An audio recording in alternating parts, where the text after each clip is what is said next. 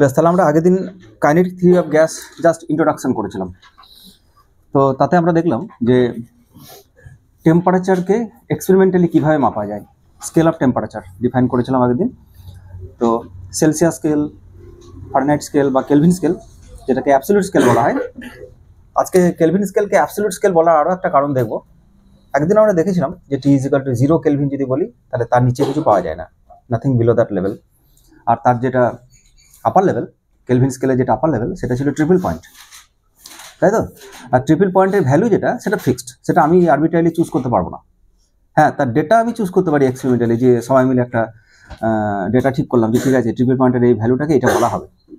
Experimental theoretical কোনোভাবে মিল করে আমরা দেখেছিলাম যে 273.16 কেলভিন এটা ছিল আমাদের সেই উষ্ণতা। আর সেখান থেকে আমরা লোয়ার স্কেল, লোয়ার ভ্যালু, আপার ভ্যালু ঠিক করে আমরা কেলভিন স্কেল ডিফাইন করেছিলাম, যেটা অ্যাবসলিউট স্কেল।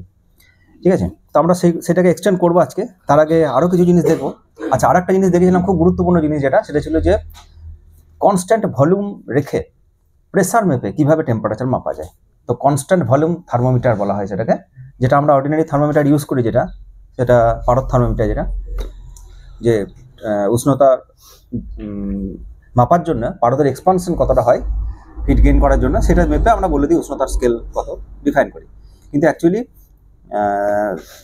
অন্যান্য থার্মোমিটারকে ক্যালিব্রেটেড করা হয় যে থার্মোমিটারের সাহায্যে, সেটা হচ্ছে কনস্ট্যান্ট ভলিউম গ্যাস থার্মোমিটার, যেটা নিয়ে আগের দিন পড়েছি আমরা। তার একটা ফাইনাল রেজাল্ট ছিল আমাদের যে temperature equal to pressure and divided by pressure at triple point into 273.16, এরকম কিছু একটা পেয়েছিলাম। ঠিক আছে, তো আজকে আমরা দেখবো, আজকে সেগুলো সব আসছে। কাইনেটিক থিওরি অফ গ্যাসই পড়ছি আমরা। কাইনেটিক থিওরি মানে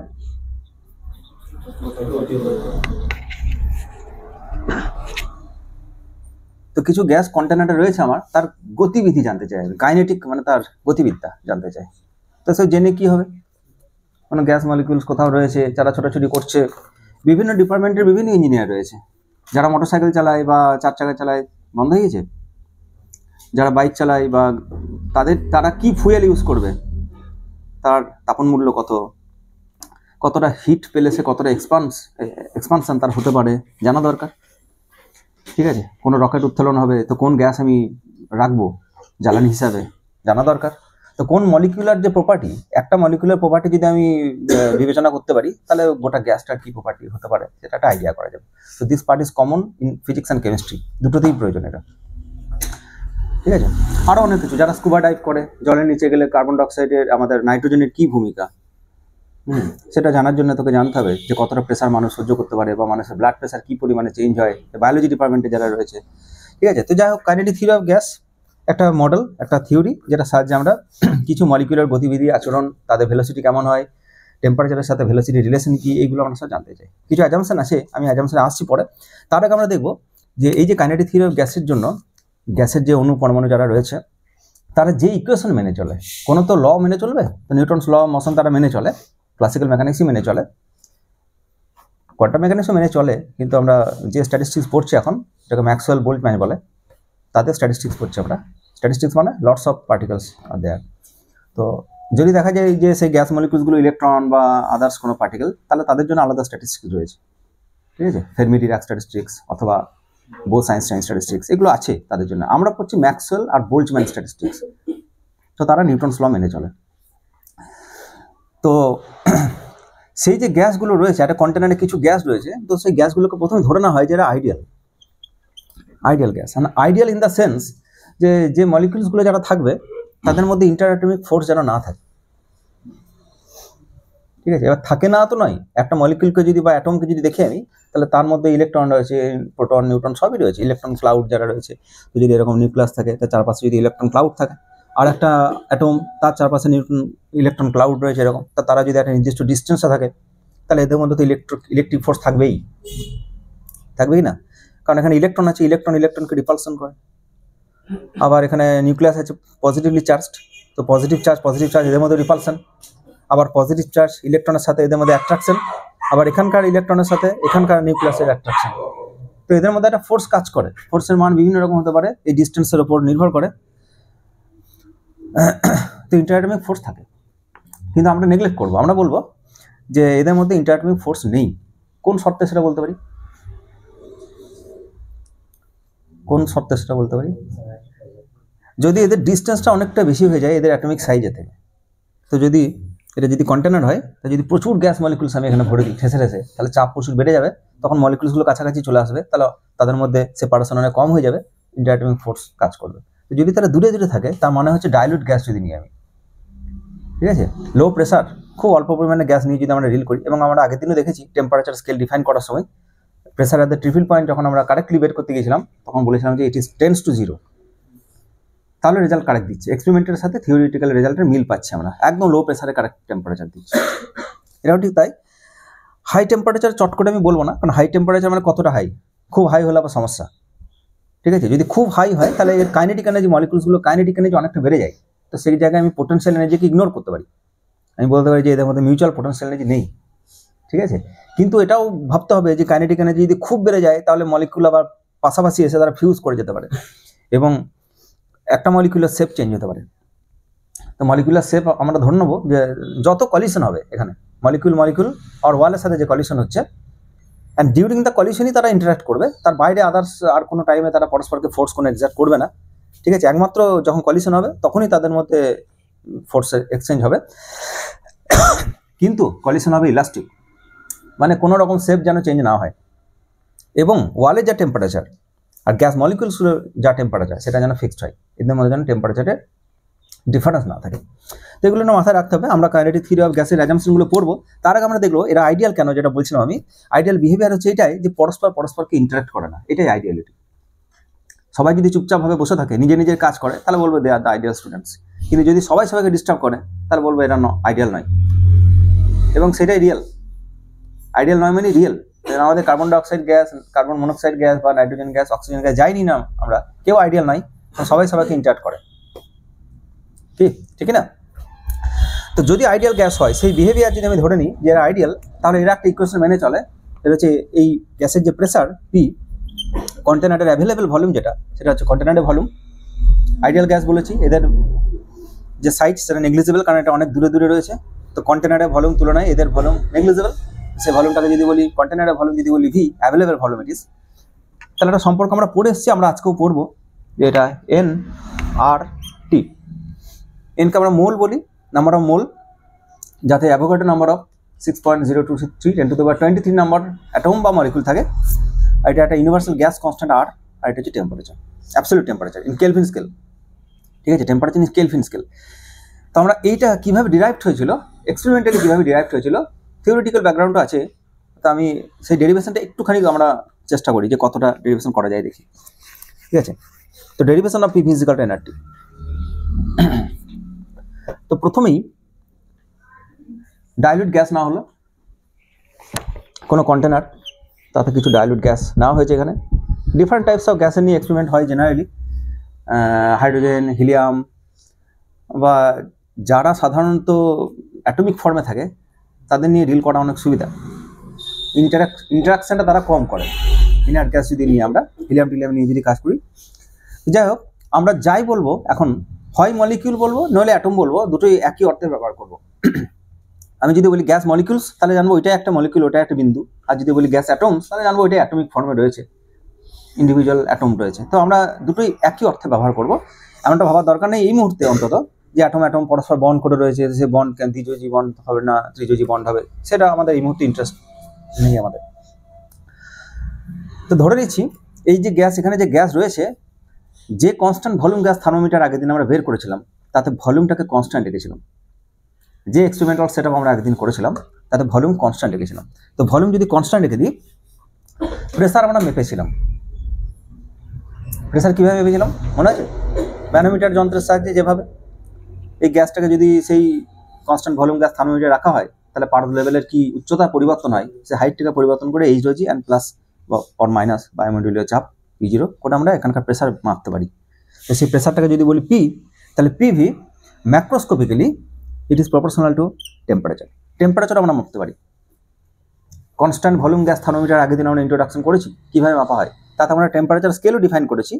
তো টেম্পারেচার যত বাড়ছে, আমরা জানি আগের দিন যে ভলিউম যদি কনস্ট্যান্ট রেখে দিই তাহলে প্রেসার যত বাড়ছে টেম্পারেচারও সেভাবে বাড়ছে। তো তাদের ডিপেন্ডেন্সি এরকম ছিল, এবং সেই ডিপেন্ডেন্সি দেখে আমরা টেম্পারেচারটাকে মেপেছিলাম। কি বললাম, ভলিউম কনস্ট্যান্ট রেখে যদি প্রেসার বাড়ায় তাহলে টেম্পারেচার বাড়ে,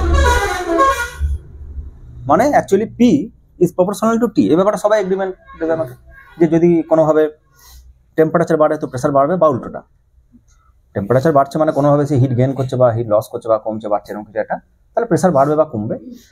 কিন্তু এর সাথে সাথে এটাও মাথায় রাখতে হবে যে ভলিউমটা নিচে থাকবে এর, কারণ যদি টেম্পারেচার ফিক্স রেখে আমি এইবার শুধুমাত্র ভলিউমটাই বাড়িয়ে যায় তাহলে প্রেসার কমে যাবে, ঠিক আছে। তার মানে PV product is proportional to T. সবকটা ম্যাক্রোস্কোপিক প্যারামিটার, যতগুলো প্যারামিটার আমি এখানে লিখেছি সবই আমরা মাপতে পারি ম্যাক্রোস্কোপিক্যালি। ভলিউম মাপার জন্য ম্যাক্রোস্কোপিক মাইক্রোস্কোপিক লেভেলে আমাকে যাওয়ার দরকার নেই, কন্টেনারের ভলিউম আমি জানি, প্রেসারও তাই ম্যানোমিটারের সাহায্যে আমরা মেপে নিতে পারি, আর টেম্পারেচার থার্মোমিটার স্কেল, যে স্কেলে আমি ইউজ করি না কেন টেম্পারেচারও, কিন্তু এটা অ্যাবসলিউট স্কেলের টেম্পারেচার এই ফর্মে, কেলভিন স্কেল। এছাড়াও আমরা দেখছি যে আরও একটা প্রপোর্শনালিটি থাকতে পারে, সেটা হচ্ছে মাস। যেহেতু ম্যাক্রোস্কোপিক লেভেলে বলছি, সুতরাং আমি জানি যে এখানে যে পরিমাণ গ্যাস মলিকুলস রয়েছে, যদি তার ডাবল গ্যাস মলিকুলস এখানে দিয়ে আমি ডাবল অ্যামাউন্ট অফ মাস যদি এখানে ভরে দিই, তাহলে প্রেসার দ্বিগুণ হয়ে যাবে, হবে কি না? একটা ক্লাসরুমে যতগুলো ছাত্র আছে তার ডাবল ছাত্র যদি ওই ক্লাসরুমে বসানো হয় তাহলে চাপ বেড়ে যাবে, ঠিক সেরকমই। সুতরাং ইট শুড প্রপোর্শনাল টু মাস।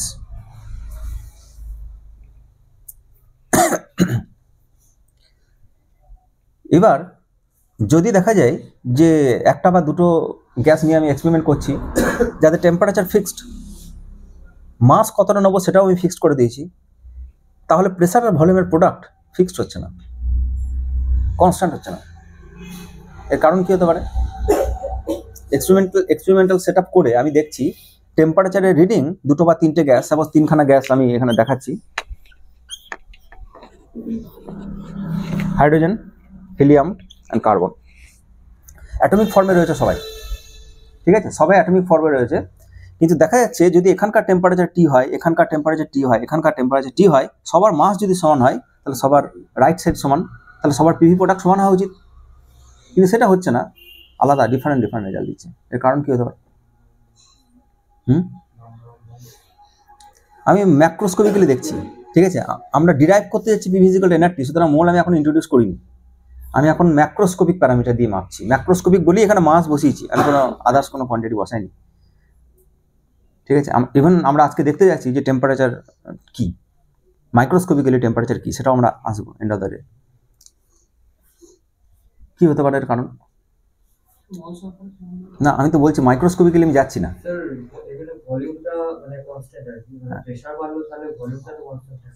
আমি বলছি পিভি প্রোডাক্টের কথা বলছি, পিভি প্রোডাক্ট, এটা বাড়লে এটা কমবে, ঠিক আছে, প্রোডাক্ট ইজ কনস্ট্যান্ট। বলা হচ্ছে টেম্পারেচার যদি সবকটার ফিক্স করে দিই, মাস যদি সবকটার সমান দিই, তাহলে পিভি সবার ক্ষেত্রে সমান নয়। তাহলে আমি এই মুহূর্তে কি দাবি করতে পারি?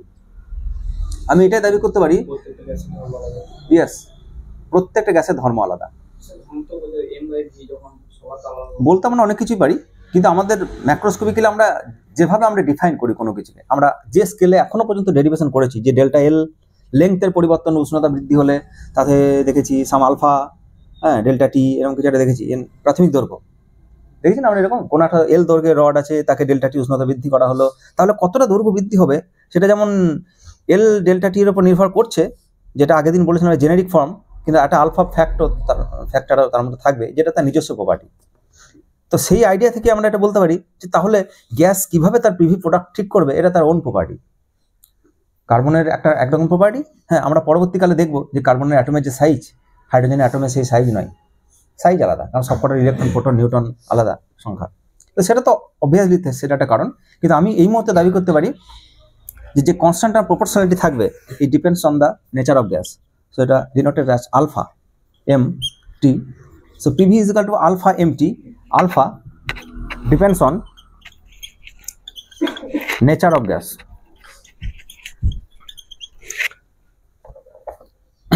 কার্বনের ক্ষেত্রে একরকম, হাইড্রোজেনের ক্ষেত্রে তার একরকম, হিলিয়ামের ক্ষেত্রে একরকম।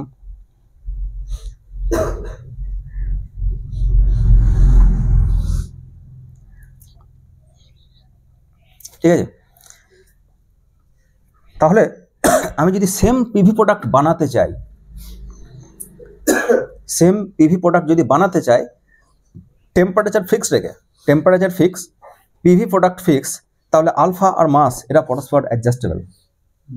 এই কোয়ান্টিটি ফিক্সড হতে হবে সবার ক্ষেত্রে, আলফা ইন্টু এম ফিক্সড হতে হবে। এর alpha into M property into mass adjusted যেন একই রেজাল্ট দেয়, এরও তাই আলফা ইন্টু এম যেন সেম রেজাল্ট দেয়, আলফা ইন্টু এম যেন সেম রেজাল্ট দেয়। কিন্তু আমি একটাও বলছি না যে সব ক্ষেত্রে মাসকে সমান রাখতে হবে, মাসটাকে তোমাকে অ্যাডজাস্ট করতে হবে, কারণ কারোর মলিকুলার সাইজ বড়, কারোর মলিকুলার সাইজ কম।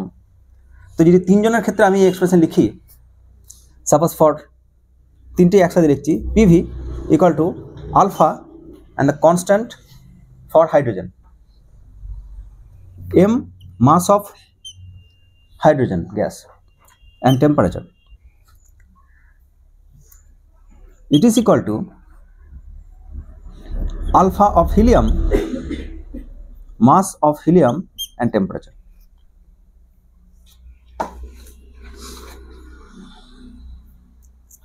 আরেকটার জন্য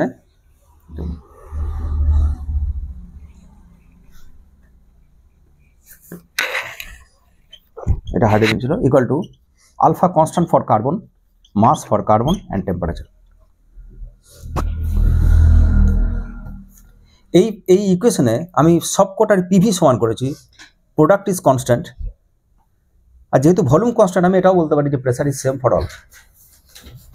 ঠিক আছে, সবকটারই যদি ভলিউম আমি ফিক্স রেখে দিই, এরও ভি এরও ভি এরও ভি, সবকটারই যদি ভলিউম ফিক্স করে দিই আমি, তাহলে আমি বলতে পারি যে সবকটারই প্রেসার ফিক্স, তবে প্রোডাক্ট কনস্ট্যান্ট হবে।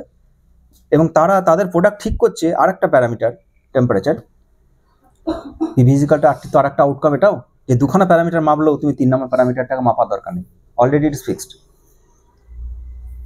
যদি পিভি মেপে ফেলি তাহলে তুমি আরবিট্রারিলি টি চুজ করতে পারবে না। একটা ইকুয়েশন যদি মেনটেন্ড হয়, কোনো ইকুয়েশন যদি মেনটেন্ড হয়, তাহলে দুটো প্যারামিটার মাপলেই 3 নম্বর প্যারামিটার অটোমেটিক পেয়ে যাবে, because others terms are constant. ঠিক আছে, তো কি বললাম এখানে, পিভি ইজ ইকুয়াল টু হাইড্রোজেনের ক্ষেত্রে এইটা, হিলিয়ামের ক্ষেত্রে এইটা, আর কার্বনের ক্ষেত্রে এইটা, সবার টেম্পারেচার ফিক্স, সবার প্রেসার ফিক্স, সবার ভলিউম ফিক্স। তাহলে এই quantity is equal to this quantity and this quantity is equal to this quantity, but mass may be different because alphas are different. তাহলে এই ইকুয়েশনে আলফাস আর ডিফারেন্ট, পাশে লিখবো আমরা, আমার জায়গা নিয়ে নিচেগুলো উপরে লিখছি, different and masses are different.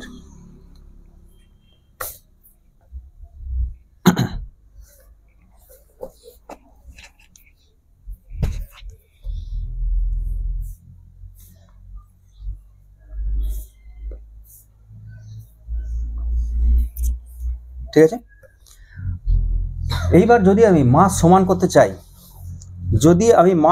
করতে চাই, দেখা যাচ্ছে এই যে হিলিয়ামের যে পরিমাণ মাস আমি চুজ করেছি, হিলিয়াম গ্যাসের যে পরিমাণ মাস আমি চুজ করেছি, যদি সেম অ্যামাউন্ট হাইড্রোজেনের যে পরিমাণ গ্যাস আমি চুজ করেছি সেম অ্যামাউন্ট চুজ করতে যাই, তাহলে একে কিছু দিয়ে ভাগ করতে হবে। এক্সপেরিমেন্টালি দেখা যাচ্ছে যে একই মাস, হিলিয়ামের যে পরিমাণ মাস সাপোজ 4 গ্রাম বা 10 গ্রাম বা 12 গ্রাম বা 1 গ্রাম যা নেবো, হাইড্রোজেনের যদি সেই পরিমাণ গ্যাস নিই তারা সেম প্রেসার তৈরি করে না। করে তখনই যদি এই কোয়ান্টিটিকে, যদি আমি বলি হিলিয়ামের মাস যতটা নেবো সেটা হাইড্রোজেনের মাসেরই সমান নেবো, তাহলে একে 4 দিয়ে ভাগ করতে হবে। তাহলে আমাকে এটাই বলতে হবে যে আমি যেহেতু সেম মাস নিয়ে নিচ্ছি, তাহলে নিশ্চয়ই এর প্রপার্টিটা, হিলিয়ামের যেটা আলফা সেটা নিশ্চয়ই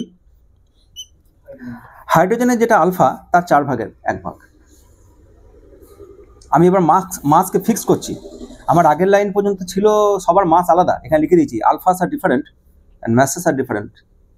কিন্তু এই লাইনে এবার কী করছি, আমি হিলিয়ামের মাস নিয়েছি সেটা অ্যাডজাস্ট করছি, আমি হাইড্রোজেনের যতটা মাস নিয়েছি ততটাই মাস নেবো। কিন্তু মনে রাখতে হবে অ্যাটমস আর ফর হিলিয়াম, হাইড্রোজেনের অ্যাটম নয়, অ্যাটমগুলো কিন্তু হিলিয়ামের, কিন্তু মাসটা এবার হাইড্রোজেনের মাসে সমান দেবো আমি, কিন্তু তাতে প্রেসার সেম হবে না, তাকে 4 দিয়ে ভাগ করতে হচ্ছে। তাহলে কনক্লুশন এটাই হতে পারে যে alpha of helium is equal to alpha of hydrogen divided by 4। ওর যে প্রপার্টি, ওর যে নেচার গ্যাস প্রপার্টি, এটা আমরা বলেছিলাম alpha depends on the gas, এটা বলেছিলাম নেচার অফ দ্য গ্যাস। তাহলে আলফার মান হিলিয়ামের ক্ষেত্রে যা সেটা হাইড্রোজেনের ক্ষেত্রে যা তার 4 ভাগের 1 ভাগ। এটাই তার নেচার, এটাই তার বৈশিষ্ট্য। অ্যান্ড টেম্পারেচার এখানে আছে, এখানে দুটো সাবস্ক্রিপ্ট ইউজ করেছি আমি, একটা হিলিয়াম আর উপরে হাইড্রোজেন লিখে দিয়েছি। নিচে হিলিয়ামটা এটাই বোঝাচ্ছে যে মাস আমি নিয়েছি সেটা হিলিয়ামের ক্ষেত্রে নিয়েছি, আর তার অ্যামাউন্ট কত সেটা হাইড্রোজেন বোঝাচ্ছে, এটা এর অ্যামাউন্টের সমান। সিমিলারলি কার্বনের ক্ষেত্রে যদি আমরা দেখি, তাহলে এটাকে 12 দিয়ে ভাগ করতে হয়, তো alpha hydrogen and mass of carbon হাইড্রোজেনের সমান করেছি ডিভাইডেড বাই 12 অ্যান্ড টেম্পারেচার।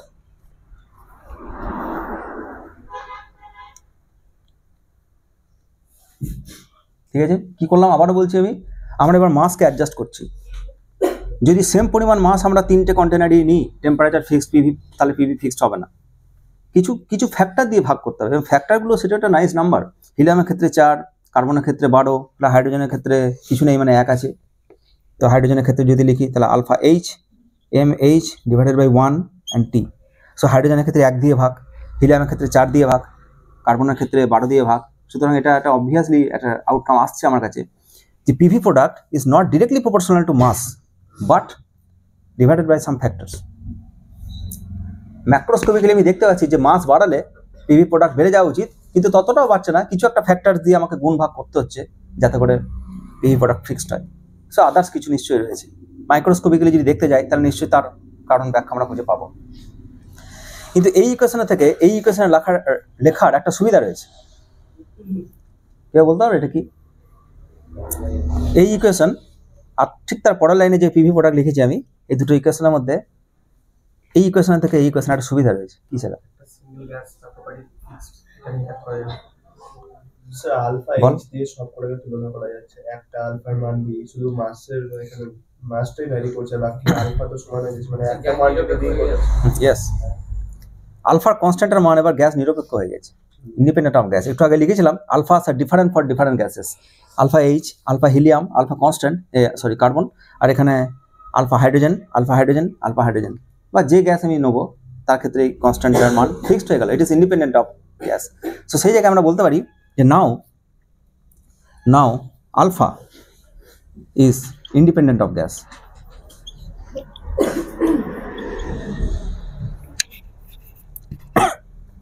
এটা ইকুয়েশন নাম্বার 1 যেটা পেলাম, এটা ইকুয়েশন নাম্বার 1। আর কোনো কিছু ইকুয়েশন ইন্ডিপেন্ডেন্ট অফ গ্যাস যদি হয় যে কোনো ইকুয়েশনে, তাহলে তাকে আমরা বলি সার্বজনীন ধ্রুবক, ইউনিভার্সাল কনস্ট্যান্ট। ঠিক আছে, ইউনিভার্সাল কনস্ট্যান্ট প্রচুর আছে, যেমন লাইটের স্পিড ইউনিভার্সাল কনস্ট্যান্ট। আমরা এক্ষেত্রেও বেশ কিছু দুটো ইউনিভার্সাল কনস্ট্যান্ট, 3টে ইউনিভার্সাল কনস্ট্যান্টের কথা বলবো এখনই। তো আলফা একটা সেরকম ইউনিভার্সাল কনস্ট্যান্ট যেটা গ্যাসের প্রপার্টির উপর নির্ভর করে না, ইন্ডিপেন্ডেন্ট অফ গ্যাস। ঠিক আছে, আমি ইকুয়েশনটা আবার লিখছি কারণ এই ইকুয়েশনটা লাগবে আমার, অথবা উপরটা মুছে দিচ্ছি, এটা থাক, এটা মুছে দিচ্ছি আমি। এর সাথে সাথে যেহেতু ম্যাক্সওয়েল বোল্টম্যান স্ট্যাটিস্টিক্স বা আমাদের থার্মোডাইনামিক্সের বা কাইনেটিক থিওরি অফ গ্যাসের যেহেতু প্রচুর নাম্বার অফ মলিকুল নিয়ে কাজ করা হয়, সুতরাং সেক্ষেত্রে অ্যাভোগাড্রো একটা সংখ্যা বের করে, যেটাকে অ্যাভোগাড্রো নাম্বার বলা হয়।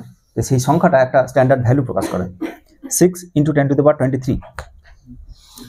হ্যাঁ, এক্সপেরিমেন্টালি দেখা যায় যে তাকে ঠিকঠাক প্রেসার, ভলিউম বা টেম্পারেচার ফিক্স করে দিলে সব গ্যাসেরই একই পরিমাণের ওই অণু বা অ্যাটম থাকে।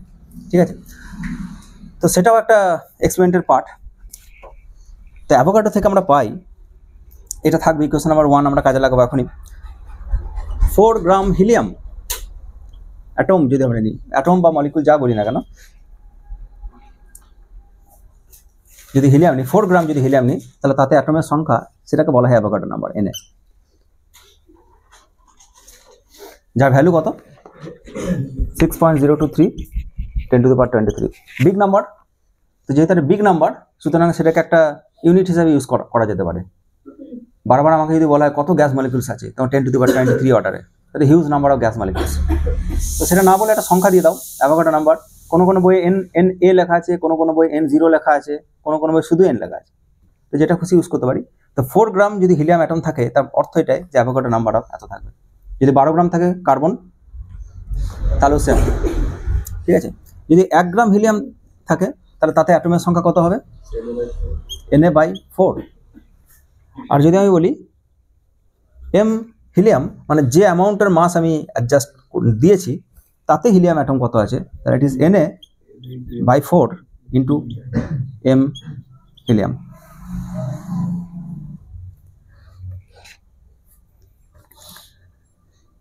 ঠিক আছে, সেটা কি? এটা number of atom present in M gram of helium gas. 4 gram helium গ্যাসে অ্যাটম থাকে এত, 1 গ্রামে থাকে এত, আর M গ্রামে থাকে কত?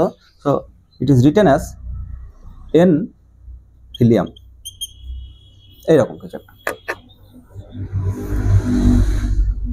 মানে এই অ্যামাউন্টে যদি মাস আমি নিই তাহলে তত কতগুলো অ্যাটম থাকতে পারে বা মলিকুলস থাকতে পারে, সেই সংখ্যাটা হচ্ছে m divided by 4 into na। Similar যদি আমরা অ্যানালজি করি ফর কার্বন, তাহলে for carbon nc equal to na by 12 into mass of carbon. মানে 12 গ্রাম যদি কার্বন অ্যাটম নিই তাহলে আবার এই সংখ্যাটাই থাকে, অ্যাভোগাড্রো নাম্বার থাকে। যদি 12 গ্রাম কার্বন নিই, 1 গ্রাম যদি নিই তাহলে এত, আর যদি m গ্রাম নিই তাহলে এতগুলো কার্বন থাকে। ঠিক আছে। আর যদি হাইড্রোজেনের ক্ষেত্রে বলি, আমরা যদি হাইড্রোজেনের ক্ষেত্রে বলি তাহলে n number of atom present in hydrogen gas equal to na by 1 into mh।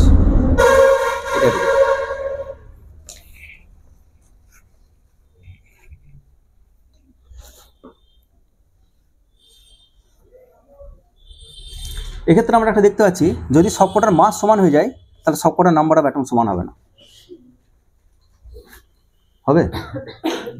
সবকটার মাস যদি সমান হয়, এটা যদি 1 গ্রাম নিই, এটাও যদি 1 গ্রাম নিই, এটাও যদি 1 গ্রাম নিই, তাহলে সবকটার নাম্বার অফ অ্যাটম সমান হবে না, আলাদা হয়ে যাবে। সুতরাং একই অ্যামাউন্টের গ্যাস যদি আমি 3 জায়গায় নিই, 3টে কন্টেনারে নিই, তাহলে একটা মাইক্রোস্কোপিক প্যারামিটার আমরা খুঁজে বের করেছি যে নাম্বার অফ অ্যাটম যেটা different for different gases, different amount of gases.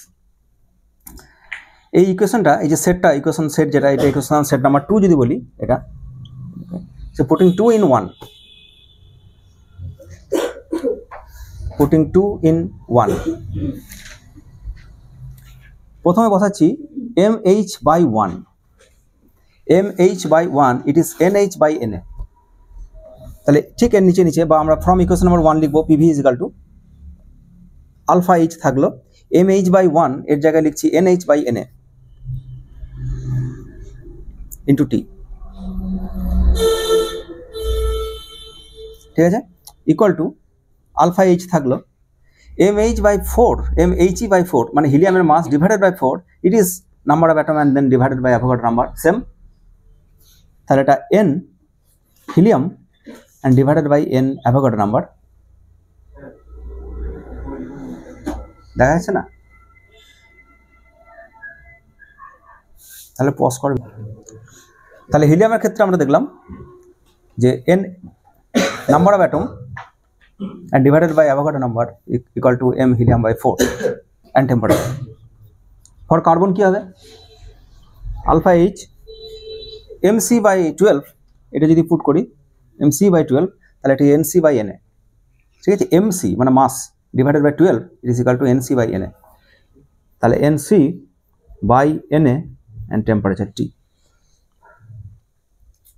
এবার আমি উপরটা মুছে দিচ্ছি। এতটুকু লেখা হয়েছে সবার? এটা পুটিং 2 in 1।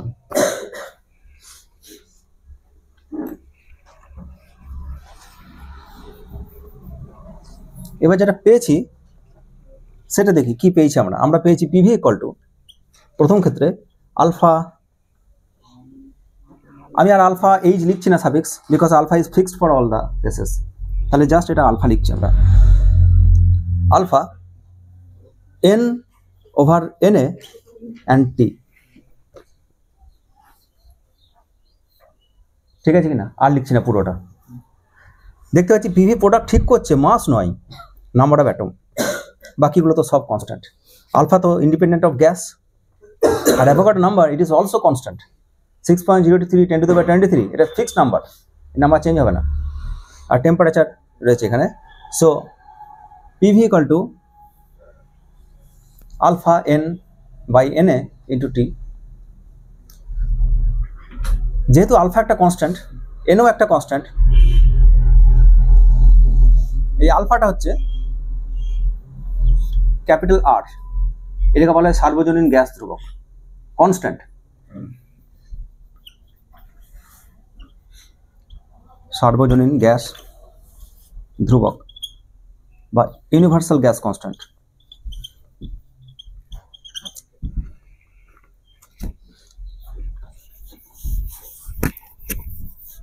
এনএ যেটা, এটা অ্যাভোগাড্রো নাম্বার এনএ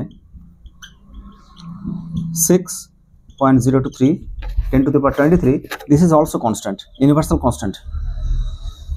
তাহলে এদের দুটো রেশিও, সেটাও একটা ইউনিভার্সাল কনস্ট্যান্ট। আর একটা ইউনিভার্সাল কনস্ট্যান্ট, এনএ একটা universal constant, ratio between them is also universal constant. So R over NA is written as k suffix b, they call a Boltzmann constant, BOLTZ MANN, Boltzmann constant. This is also universal constant, কারণ দুখানে universal কনস্ট্যান্টের যদি ratio হয় তাহলে আর একটা universal constant পেয়ে যেতে পারি আমি।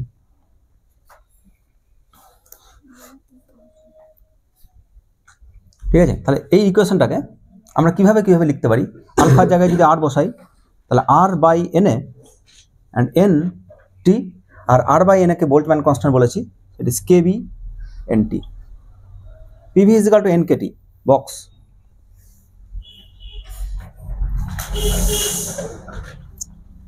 Microscopic result পেয়েছি আমরা একটা, দেখতে পাচ্ছি কোনো গ্যাসের পিভি প্রোডাক্ট বা প্রেসার যদি ভলিউম কনস্ট্যান্ট রেখে দিই তাহলে প্রেসার ঠিক করবে কত, সেটা নাম্বার অফ অ্যাটমস কত আছে তারা, not number of amount of gas, কত মাস নিয়েছি সেটা নয়, সেই মাসে কতগুলো অ্যাটমস রয়েছে, সেটা microscopic. How many number of atoms are there, এটা মাইক্রোস্কোপিক, ম্যাক্রোস্কোপিক প্যারামিটার নয়। মাস হচ্ছে ম্যাক্রোস্কোপিক, সেটা তুমি 1 গ্রাম 2 গ্রাম 3 গ্রাম ওজন করে ধরতে পারো, কিন্তু কতগুলো মলিকুলস আছে, number of molecules, it is microscopic.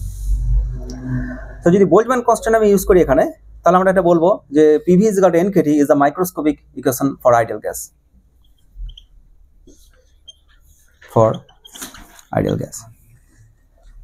কিন্তু একেও আবার ম্যাক্রোস্কোপিক করে নেওয়া যেতে পারে, যেহেতু কতগুলো অ্যাটম আছে এটা মাইক্রোস্কোপিক এবং এটা মাপা খুব কঠিন। একটা কন্টেনারে কতগুলো গ্যাস মলিকুল রয়েছে এটা কি খুব ইজি টাস্ক মাপা? এটা কঠিন, কিন্তু আমরা সেই সংখ্যাটা অনুমান করতে পারি যে অ্যাভোগাড্রো নাম্বার যেটা, সেটা এক্সপেরিমেন্টালি বেরিয়েছে, এই সংখ্যাটাকে যদি একটা স্ট্যান্ডার্ড জায়গায় নাম দিয়ে দিই আমরা, যদি বড় সংখ্যা হয় তাহলে আমরা ছোট ইউনিট ইউজ করি, যেমন গ্রহ নক্ষত্রের ডিস্টেন্সকে আমরা কিলোমিটারে মাপি না, ঠিক আছে, হ্যাঁ পারসেক ইউজ করি, আর বিগ ডিস্টেন্সকে আমরা একটা সংখ্যা দিয়ে একটা ইউনিট দিয়ে প্রকাশ করতে পারি, ঠিক আছে। আবার যখন খুব ছোটো ডিস্টেন্স মাপি তখন তাই অ্যাংস্ট্রম, ন্যানোমিটার, এগুলো আমাদের সুবিধার জন্য বের করেছি।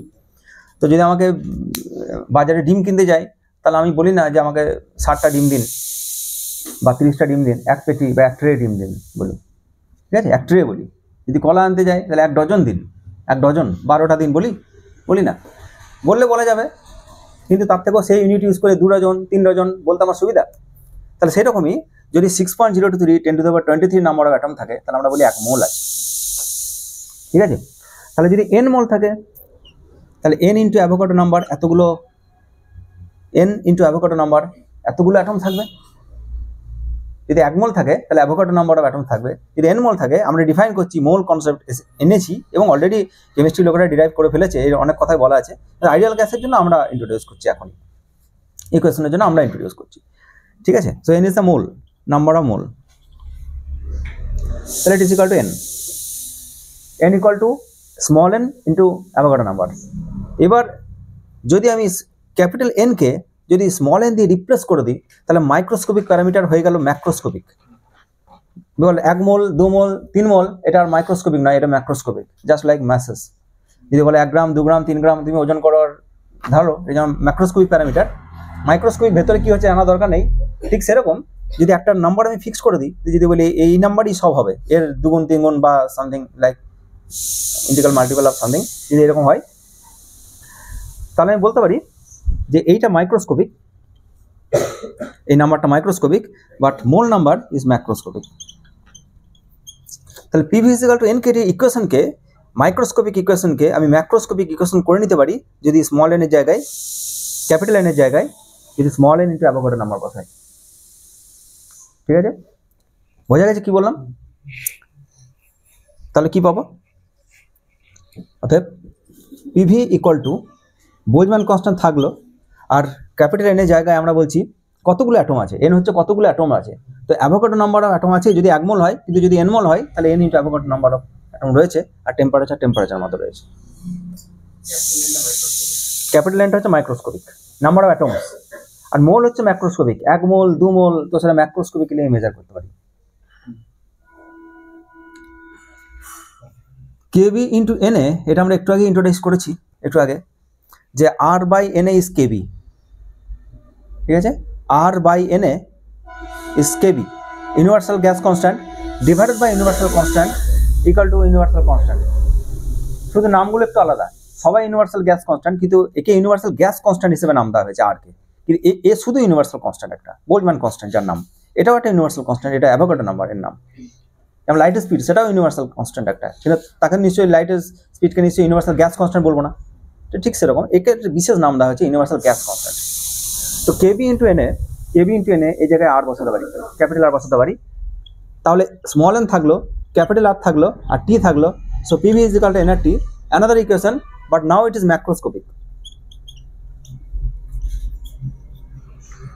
PV is equal to N K T, PV is equal to N K T, এটা হচ্ছে microscopic equation for ideal gas, আর PV is equal to small N R T, PV is equal to N R T, সেটা হচ্ছে macroscopic equation for ideal gas.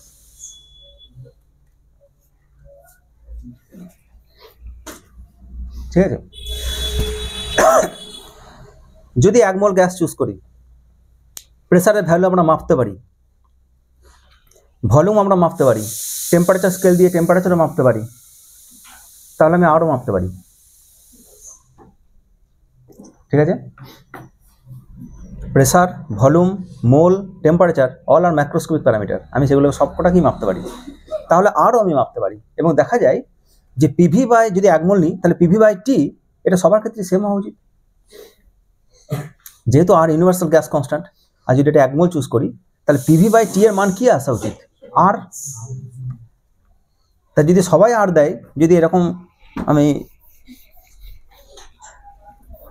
যদি এদিকে PV by R plot করি, আর এদিকে যদি পি বাই টি প্লট করি, এটা যদি আর এর ভ্যালু হয়, তাহলে what ever V, temperature, pressure, volume, what ever V, যদি মোল নাম্বার ফিক্স করে দিই, 1 মোল যদি বলে দিই, তাহলে এর ভ্যালু আরই হওয়া উচিত সব ক্ষেত্রে, কনস্ট্যান্ট। কি যদি টেম্পারেচারে, যদি 100 বরাবর টেম্পারেচার বা যা হোয়াট এভার বি, কিছু একটা প্লট করি, আমি কিছুই চেঞ্জ করি, 3টে প্যারামিটারের মধ্যে কোনো একটা প্যারামিটার যদি চেঞ্জ করি, দিয়ে আমি পিভি বাই টি মাপছি, পিভি বাই টি, তাহলে পিভি বাই টি থেকে কি পাচ্ছি আমরা? পিভি বাই টি সমান কি পাচ্ছি? এনআর। এবার যদি মোল নাম্বারটাও ফিক্স করে দিই, 1 মোল যদি দিই, তাহলে সবাই কনস্ট্যান্ট ভ্যালু দেবে, আমাকে দেওয়া উচিত। যদি দেয় তাহলে বলবো সবাই আইডিয়াল, কিন্তু সবাই ফিক্সড ভ্যালু দেয় না, যেরকমই গ্রাফ হোক না কেন, সে এরকম হোক বা এরকম হোক, যে এরকমই গ্রাফ হোক না কেন, সাপোজ এদিকে প্রেসার আমি যদি প্লট করে দিই এদিকে, তাহলে যদি প্রেসার টেন্ডস টু 0 হয়, তাহলে সবাই আরএসই ফিট করে। তার মানে আবার it is true for the dilute gas. Low প্রেসারের ক্ষেত্রে যদি আমরা PV is equal to RT use করি, দেন ইট ইজ ওকে। যদি প্রেসার হাই করে দিই, তাহলে কনস্ট্যান্ট হয় না, পি বাই টি এর মান কনস্ট্যান্ট হয় না, চেঞ্জ হয়, ডেরিভেটেড হয়। ঠিক আছে? তো আমরা ক্যালকুলেশন করতে পারি আর এর মান যদি বলি আমরা এখান থেকে। সো কি পেলাম আমরা দুটো আইডিয়াল গ্যাস ইকুয়েশন পেলাম। একটা হচ্ছে পিভি সমান এন কেটি, আর একটা হচ্ছে পিভি সমান এন আরটি। দুটোর মিনিং একটু আলাদা, দুই জায়গাতেই দুটো ইউনিভার্সাল কনস্ট্যান্ট ইউজ করেছি আমি। এটা বোল্টজম্যান কনস্ট্যান্ট, তো যদি বোল্টজম্যান কনস্ট্যান্ট ইউজ করি তাহলে ইকুয়েশন হয়ে গেল মাইক্রোস্কোপিক, নাম্বার অফ অ্যাটম ঠিক করে কত প্রেসার তৈরি হবে। আর যদি আর কনস্ট্যান্ট, আমরা যদি বোল্টজম্যান কনস্ট্যান্টকে আর দিয়ে রিপ্লেস করে দিই সার্বজনীন গ্যাস দ্রব্যক দিয়ে, তাহলে মোল ঠিক করবে, ম্যাক্রোস্কোপিক প্যারামিটার মোল ঠিক করবে কত প্রেসার হবে। যত বেশি মোল তত বেশি প্রেসার। ঠিক আছে? আমরা মোলই মাপতে পছন্দ করি, যেহেতু মাইক্রোস্কোপিক্যালি আমরা দেখতে পাচ্ছি যে মাসের থেকে, ওই জন্য থার্মোডাইনামিক্সে আমরা যে সমস্ত ইকুয়েশন পড়বো, প্রেসার, ভলিউম, টেম্পারেচার এইসব নিয়ে যে সমস্ত ইকুয়েশন পড়বো, তাতে মাস খুব একটা থাকে না, বেশিরভাগ থাকে কি? মোল। কারণ আমরা ম্যাক্রোস্কোপিক্যালি যদি এটাকে ভেঙে দেখি, তাহলে দেখতে পারবো যে মাস নয়, নাম্বার অফ অ্যাটম ঠিক করছে প্রেসার। যত বেশি অ্যাটম, কারণ মলিকুলার সাইজ আলাদা, তো যদি সবার ক্ষেত্রে সেম মাস হয়ে যায়, তাহলে সবার ক্ষেত্রে নাম্বার অফ অ্যাটম আলাদা হয়ে যাবে। আর প্রেসার মানে অ্যাকচুয়ালি কি? কত দেওয়ালে ধাক্কা মারছে, কত ফোর্স দিয়ে, force per unit area is the pressure. Rate of change of momentum কত হচ্ছে, সেখান থেকে ফোর্স বের করে নিতে পারি। Force per unit area is the pressure. তো কত ফোর্স দেবে, তো নাম্বার অফ অ্যাটমস কত রয়েছে মাইক্রোস্কোপিক্যালি সেই সংখ্যাটা বেশি ইম্পর্ট্যান্ট। হ্যাঁ, অবশ্যই মাসের সাথেও সম্পর্ক রয়েছে, কারণ নাম্বার অফ অ্যাটমস বাড়লে মাসও বাড়ে, ঠিক আছে, কিন্তু it is directly proportional to number of atoms, not directly proportional to mass. যদি মাস হয় তাহলে সাম ফ্যাক্টর দিয়ে আমাকে ভাগ করতে হতে পারে, ঠিক আছে। যদি আমি ইউনিভার্সাল কনস্ট্যান্ট নিয়ে আসি তাহলে আমি দেখতে পাচ্ছি যে অ্যাটমস কত নাম্বার অফ, বা মলিকুলস কত, অ্যাটম বা মলিকুল যাই বলি না কেন আমি, তারা ঠিক হয়েছে কত। যদি ক্যালকুলেশন করি আর এর মান, আর এর একক কী হতে পারে, পিভি ইজিক্যাল এনআরটি থেকে আর এর একক কী হতে পারে, এখান থেকে বের করে নিতে পিভির একককে বলতে পারবে কি, পিভির একক জুল। কিভাবে, pressure into volume product. Pressure মানে হচ্ছে ফোর্স পার এরিয়া, আর এটা মানে হচ্ছে এরিয়া ইন্টু লেংথ। আয়তন মানে দৈর্ঘ্য গণিত প্রস্থ গণিত উচ্চতা, লেংথ। ফোর্স ইন্টু ডিসপ্লেসমেন্ট তার মানে ওয়ার্ক, তার মানে জুল। তাহলে পিভির প্রোডাক্ট একক যেটা সেটা হচ্ছে জুল, এটা। তাহলে জুল আর টি তো বলেছি অ্যাবসলিউট স্কেলে আছে, কেলভিন স্কেলে ভেবেছি আমরা। তাহলে জুল পার কেলভিন আর মোল ইনভার্স। সো আর এর যেটা ইউনিট সেটা হচ্ছে joule kelvin inverse mole inverse. যেহেতু ইউনিভার্সাল গ্যাস কনস্ট্যান্ট সুতরাং এর ভ্যালু হবে ফিক্সড, কি হবে কি না, যেহেতু ইউনিভার্সাল গ্যাস কনস্ট্যান্ট পার মোলে বলছি আমি, এর ভ্যালু হবে 8.31 এরকমই কিছু একটা, 8.31 এটুকুই জাস্ট। এটাকে বিভিন্ন একক আমরা চেঞ্জ করতে পারি, যেমন জুলকে আমরা আর্ক করে নিতে পারি, ঠিক আছে, মোলকে কিলো মোল করতে পারি, পারি কি না। আবার এদিকে প্রেসারকে আমি এটিএম এককে প্রকাশ করতে পারি, ভলিউমকে লিটার এককে প্রকাশ করতে পারি, সুতরাং আর লিটার অ্যাটমসফিয়ার এককে প্রকাশ করতে পারি। তাই আমি একটা হোমওয়ার্ক দিচ্ছি, প্রশ্ন লিখবো আমরা বাড়িতে, লিখবো আর এর মান 3টি ভিন্ন এককে বের করো।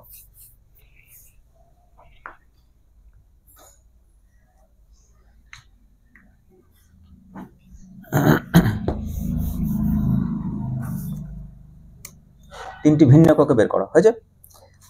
আর যদি কে এর মান বের করি আমরা, তাহলে কে বোল্টজম্যান কনস্ট্যান্ট, তার সাথে আর এর সম্পর্ক কি, আর বাই এন এ, তাই তো, একটু আগে লিখেছি তো আমরা আর বাই এন এ। আর এর মান তো দেখছি সাম 8 আর এর মান 10 টু দি পাওয়ার 23, তাহলে অর্ডার অফ 10 টু দি পাওয়ার -23 এই ভ্যালু কাছাকাছি আসবে। So almost equal to 1.38 10 to the power -23। Unit কি হবে,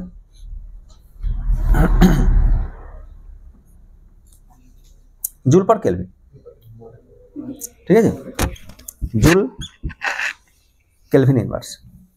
রেজাল্ট মুখস্থ করতে হবে। এখানে একটা জিনিস দেখতে পাচ্ছি আমরা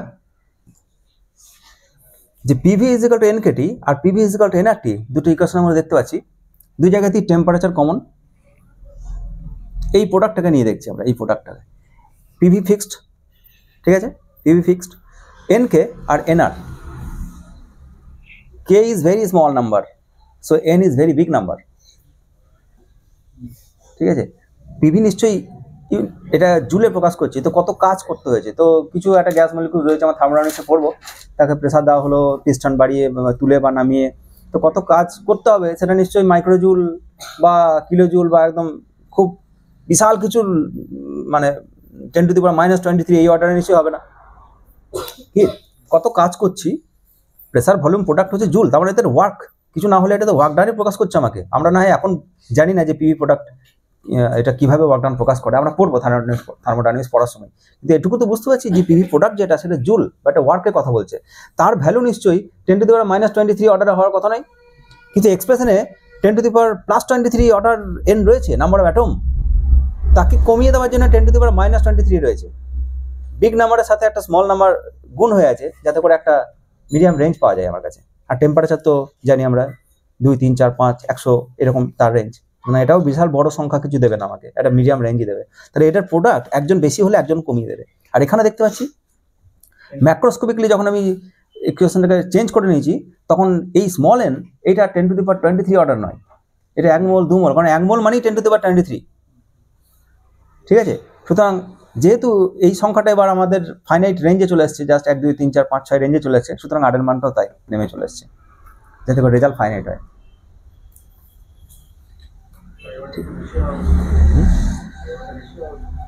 কত বেশি হবে বল? এই প্রোডাক্ট যা হবে এরও তাই হবে। এইটা যেটা প্রোডাক্ট, এটা একটা বিগ নাম্বার n, এটা একটা ভেরি স্মল নাম্বার।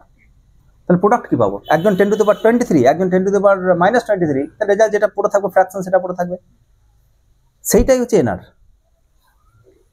ওই জন্য আর এর মানটা আর 10⁻⁻ অর্ডারে পাইনি আমি, 10⁻+23 বা -23 সেরকম কিছু পাইনি। তো এইটাই হচ্ছে লাভ আমার আর কে নিয়ে আসার।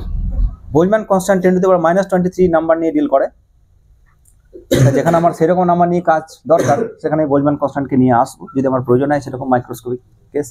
আদারওয়াইজ যদি ম্যাক্রোস্কোপিক কোনো থার্মোডাইনামিক্স প্রপার্টি নিয়ে আলোচনা করি তখন আমরা আর নিয়ে কাজ করব, যেখানে মোল নাম্বার দরকার আমার। নাম্বার বা অ্যাটমের থেকেও মোল যদি গুরুত্বপূর্ণ হয় বা ডিল করার সুবিধা, ঠিক আছে? কারণ সংখ্যাটা তো নেহাত কম নয়। আমাকে যদি বাজারে গিয়ে বলে ওই যে আমি বললাম 2 ডজন কলা, ওটা নয় 12টা 24টা বলেন ঠিক আছে, যদি 1024 হয় তাহলে গুনুক, গুনতে পারবে? অথবা এক ট্রে ডিম থাকে 30টা, আমার যদি 2000টা ডিম দরকার থাকে তাহলে সে একটা একটা করে গুনবে নাকি ট্রে দেবে আমাকে? একটা করে ট্রে দেবে। আর যদি তারও অনেকগুলো ট্রে দরকার হয় তাহলে একটা পেটি দিয়ে দেবে আমাকে, তাহলে গুনে নিও, এটাতে আছে, ফিক্স করা আছে। তাহলে সেটাই হচ্ছে ব্যাপার, যে এনকে নিয়ে আসার কারণ হচ্ছে তাই, যদি আমার কাছে ওই নাম্বারটা মলিকুল নিয়ে ডিল করা কঠিন, কিন্তু এনকে নিয়ে ডিল করা অনেক সুবিধা। সো এটা হচ্ছে ideal gas equation, PV is equal to nRT. এই ইকুয়েশনে আরও একটা আউটকাম দেখতে পাচ্ছি আমরা, সেটা হচ্ছে পিভি ইকুয়াল টু এনকেটি অথবা এনআরটি ইকুয়েশনে। সেটা হচ্ছে পি আর ভি যদি ফিক্সড করে দিই তাহলে টেম্পারেচার আমি আরবিট্রারিলি চুজ করতে পারবো না। যদি পিভি প্রোডাক্ট ফিক্সড হয়ে যায় তাহলে টেম্পারেচার ইজ অলরেডি ফিক্সড, ঠিক না? তাহলে যে টেম্পারেচার স্কেল আমরা ডিফাইন করেছি তার সেটা যেন মিনিংফুল হয়। আমি বলেছি অ্যাবসলিউট জিরো মানে নাথিং বিলো দ্যাট লেভেল বলেছি, তো তার যেন ফিজিক্যাল মিনিং থাকে। আমরা দেখবো একটু পরে যে টেম্পারেচার মানে কি, কি সে মাপতে পারে। কি বলা বোঝা গেল? আমি বলছি পিভি প্রোডাক্ট যদি ফিক্স করে দিই তাহলে টেম্পারেচারের ভ্যালু আমি আরবিট্রারিলি চুজ করতে পারবো না। আমি বলতে পারি না যে এটাই, যদি টি ইজ ইকুয়াল টু 0 বলা হয় তাহলে পিভি ইজ ইকুয়াল টু 0 হতে হবে, যেন হয়। তাহলে পিভি ইজ ইকুয়াল টু 0 মানে কি? কিছুই প্রেসার দিচ্ছে না, এই টাইপের কিছু একটা। ভলিউম তো আর 0 হবে না, যে কন্টেনার রয়েছে তার তো অ্যাভেলেবেল ভলিউম আছে কিছু একটা। তো পিভি প্রোডাক্ট 0 মানে প্রেসার নাই, প্রেসার নাই। তাহলে এটা সেই মিনিং দিচ্ছে তো, টেম্পারেচার 0, টেম্পারেচার 0 নো প্রেসার, তার মানে সে চুপচাপ বসে আছে। কি যদি এটা ডিগ্রি সেলসিয়াসে বলতাম তাহলে 0 degree Celsius, then PV gone, PV is equal to 0। বল কি মানে হলো? 0 ডিগ্রি সেলসিয়াস উষ্ণতায় কিছু গ্যাস মলিকুলস আছে, তারা কোনো প্রেসার দিচ্ছে না, হবে? হবে? 0 ডিগ্রি সেলসিয়াস উষ্ণতায় মানে বরফ বা জল যেখানে গলে, বরফ যেখানে গলে জল হয় অথবা জল জমে বরফ হয়, সেটা 0 ডিগ্রি।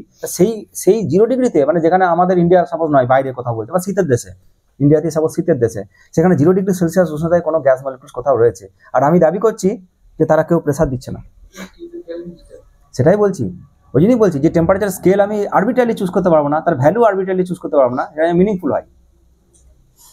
ওই জন্য কেলভিন স্কেলেই তোমাকে এটা মাপতে হবে। 0 তো 0 অ্যাবসলিউট স্কেল এটাই, যে যখন 0 তখন কেউ কিছু প্রেসার দিচ্ছে না, তারপর আস্তে আস্তে টেম্পারেচার বাড়ছে, তাহলে প্রেসার দিতে শুরু করেছে, ঠিক আছে?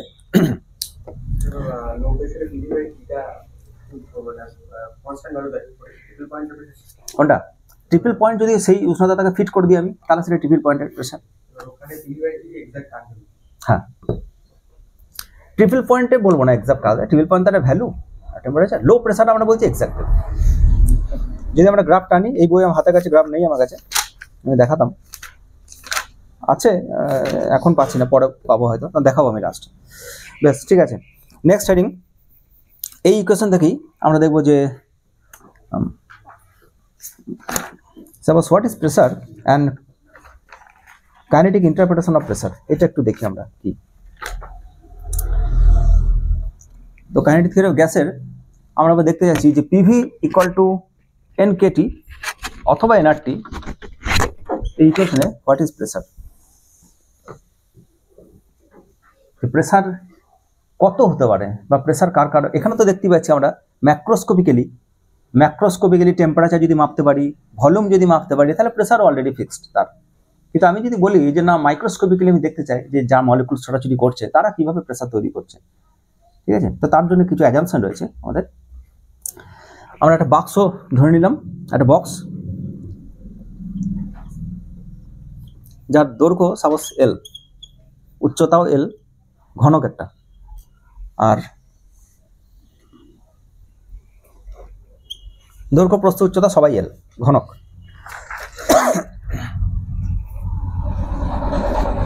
সাপোজ এই ডিরেকশনটাকে বলছি এক্স, এই ডিরেকশনটাকে বলছি ওয়াই, আর এই ডিরেকশনটাকে বলছি জেড।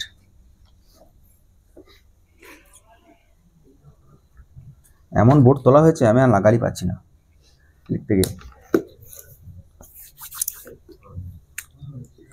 ধরে নেওয়া হচ্ছে যে যারা গ্যাস মলিকুল রয়েছে তারা সবাই সেম স্পিডে মুভ করছে। যে কন্টেনারে গ্যাস মলিকুল রয়েছে, হ্যাঁ,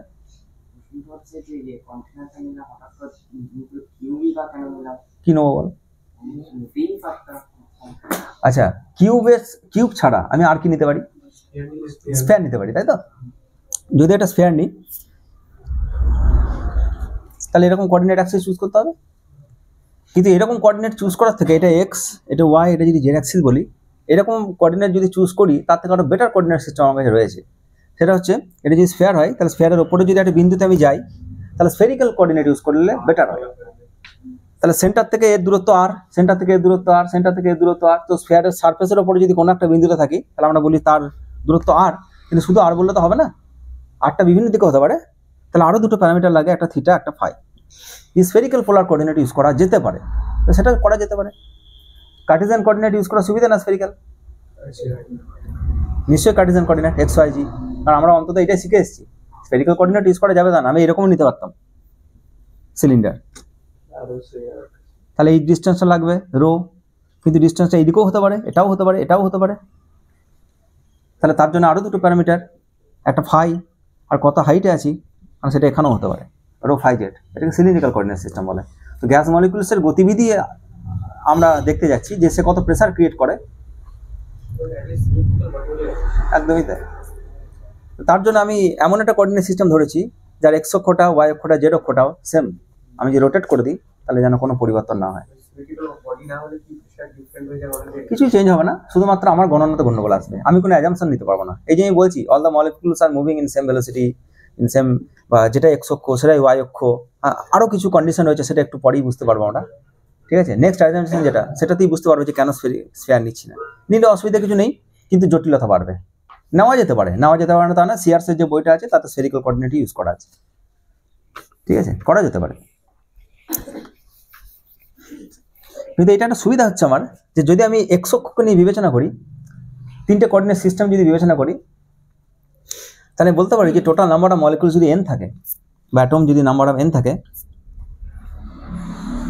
আমি যদি n/3 করে ভাগ করে দিই, যদি বলি n/3 এক্স অক্ষ বরাবর ছোটাছুটি করছে, n/3 ওয়াই অক্ষ বরাবর ছোটাছুটি করছে, n/3 জেড অক্ষ বরাবর ছোটাছুটি করছে, তাহলে সুবিধা আমার এইটাই যে যারা এই দেওয়ালে ধাক্কা মারবে, বা যদি এটা এক্স অক্ষ বা ওয়াই অক্ষ কিছু একটা বলি, যে কোনো কিছু নাম দিতে পারি আমি, এই দেওয়ালে যারা ধাক্কা মারবে তারা এই দিকে যারা মুখ করছে শুধু তারাই, এরা যারা, আর এই দিকে যারা ছুটছে তারা এই সারফেসের প্যারালেলি আঘাত করবে, সুতরাং তারা কোনো প্রেসার ক্রিয়েট করবে না। এটা যদি একটা দেওয়াল হয়, যদি গ্যাস মলিকুলসের এটা একটা দেওয়াল, ঠিক আছে, কন্টেনারের এটা একটা দেওয়াল, মলিকুলস বিভিন্ন দিকে ছুটছে, আমরা বের করতে চাইছি কত প্রেসার দিচ্ছে সে, আর সেম প্রেসার ও পাবে, কারণ ওয়ালের টেম্পারেচার আর ওর টেম্পারেচার ফিক্সড, সুতরাং মোমেন্টাম চেঞ্জ যা হবে দুজনেরই হবে, ঠিক আছে। তো কিছু মলিকুল সেখানে ধাক্কা মারছে, ফেরত আসছে, ফোর্স দিচ্ছে, force per unit area is the pressure, ঠিক তো? কিছু মলিকুলস যদি এইদিকে যায়, কিছু মলিকুলস তো এইদিকেও যাবে ওয়াই অক্ষ, কিছু মলিকুলস এইদিকেও যাবে। তো যখন আমি শুধু এক্স অক্ষ নিয়ে ডিল করবো, তখন ওয়াই অক্ষ আর জেড অক্ষ কোনো কন্ট্রিবিউশন আসবে না, কারণ তারা কোনো প্রেসার এখানে দেবে না। সিম্পলিসিটি, কম্পোনেন্টে ভেঙেই বলছি। সাপোজ এটা আরবিটারি ভেলোসিটি, হ্যাঁ হয়ে যাবে। এটা যদি ভেলোসিটি হয় ভি, তাহলে আমি বলতে পারি এটা ভি এক্স, এটা ভি ওয়াই, এটা ভি জেড। তাহলে আমি শুধু ভি এক্সকে নিয়ে যদি ডিল করি, তাহলে ভি ওয়াই আর ভি জেড আমার প্রয়োজন নেই, কারণ তারা তেরচাভাবে আঘাত করছে, পেরিয়ে যাচ্ছে, তারা কোনো ফোর্স দিচ্ছে না। আর ফোর্স মানে লম্ব বল দিতে হবে, প্রেসার মানে লম্ব বল বাই এরিয়া, এ নাই শুধু এটা। সিম্পলিসিটি, তাই না? এই সিম্পলিসিটি আনার জন্য আমরা কিউব ধরেছি, এবং ওয়াই ডিরেকশন জেড ডিরেকশনে যেন কোনো পার্থক্য না থাকে তার জন্য এটা আয়তঘনও ধরিনি, ঘনকই ধরেছি আমরা, যে বিশেষ এক্স অক্ষটা যেন বিশেষ কিছু না হয়, ওয়াই অক্ষটা যেন বিশেষ কিছু না হয়, তার জন্য আমরা ঘনক ধরেছি, কিউব ধরেছি। ঠিক আছে, বোঝা গেছে? Suppose consider A molecule moving with velocity V. যে কোনো একটা মলিকুল আমরা ধরে নিলাম, একটা মলিকুল দেখলাম, আর এই মলিকুলের ভেলোসিটি যেটা, সেটা আরবিট্রারি ভেলোসিটি। আমরা একে 3 ভাগে ভেঙে নিচ্ছি, ভেলোসিটিটা 3টে কম্পোনেন্টে ভাঙছি।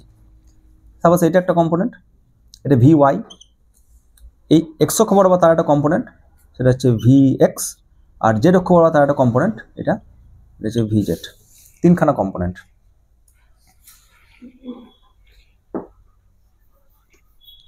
প্যারালেলি দিয়েছি জাস্ট। এটা যদি ভেলোসিটি হয় ভি, তাহলে 1 টাকা বলেছি ভি এক্স, 1 টাকা বলেছি ভি ওয়াই, 1 টাকা বলেছি ভি জেড। 3D ফিগার এরকম টাইপের কিছু একটা, ঠিক আছে? এটা হচ্ছে ভি এক্স, এটা হচ্ছে ভি ওয়াই, এটা হচ্ছে V Z. 3D figure just. এর এই ভিটা স্পেসে রয়েছে কোনো একটা বিন্দু, বোঝা গেছে ছবিটা? তার ভেলোসিটি 3টে component, V X, V Y, V Z.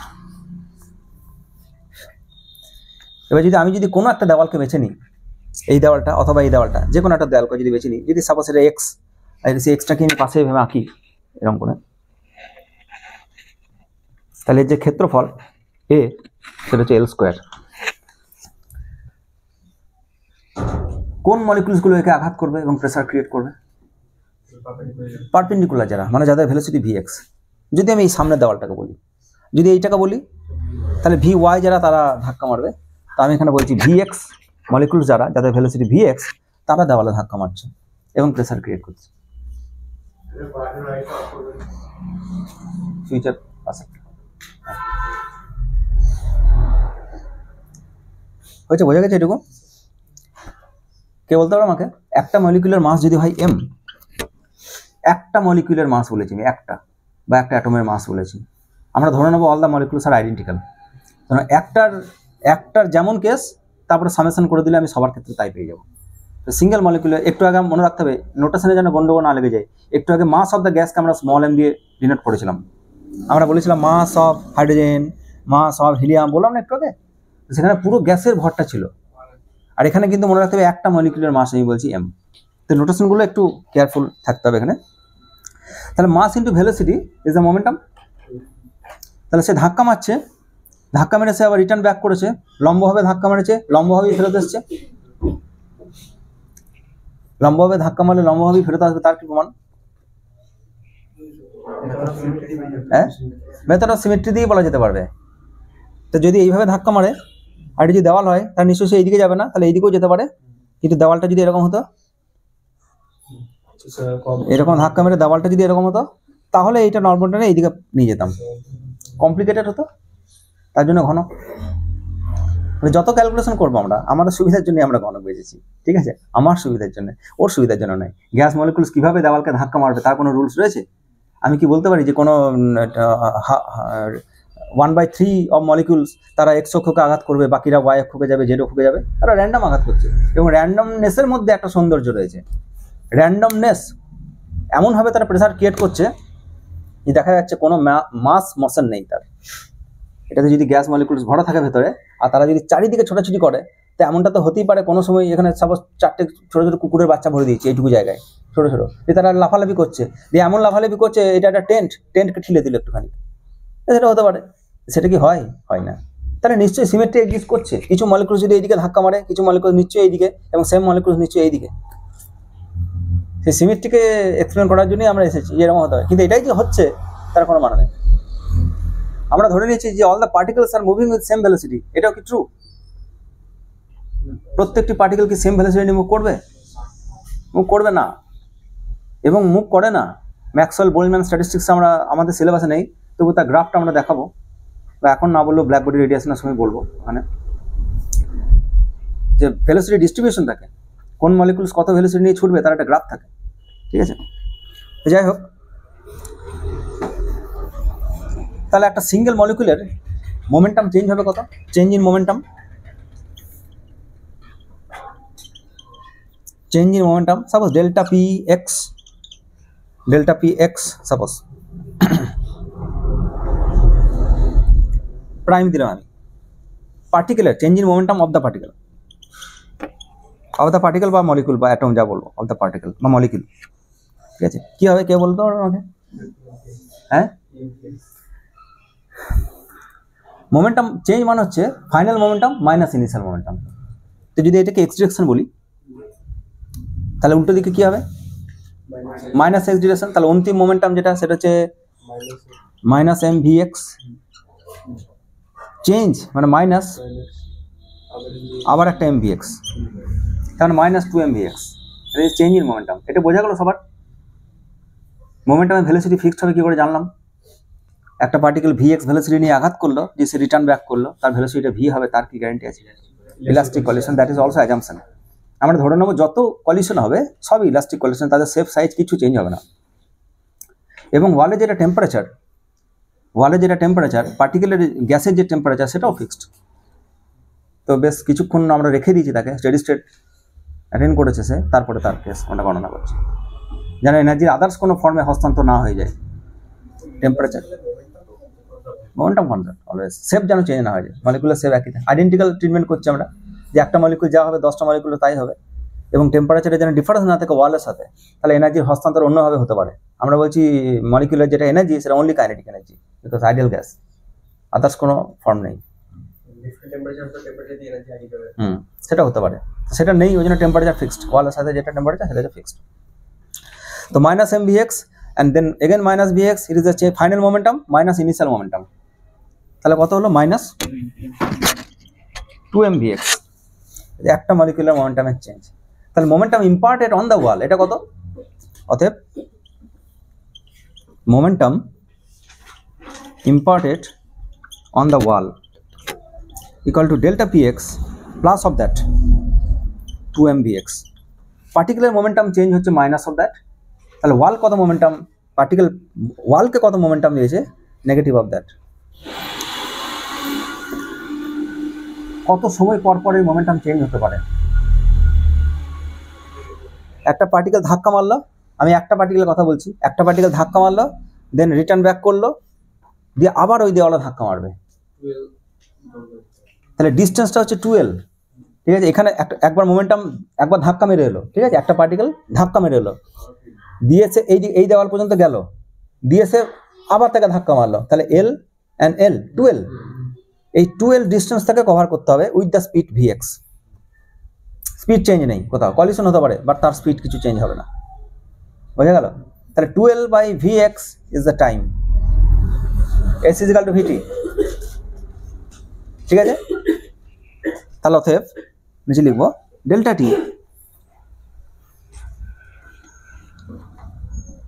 টি এটা হচ্ছে ডিউরেশন বিটুইন টু কলিশন, বা কলিশনে বলছি ওয়ালের সাথে পার্টিকেলের যে collision, delta T 12 over V x.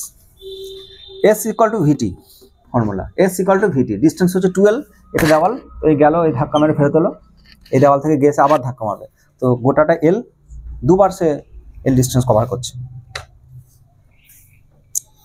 আর এই ডেল্টা টি এর যেটা উল্টো, সেটাকে কি বলা হয় কেউ বলতে পারবে? অনন্যক যেটা, 1 বাই ডেল্টা টি, এটাকে বলা হয় frequency of collision. How frequent?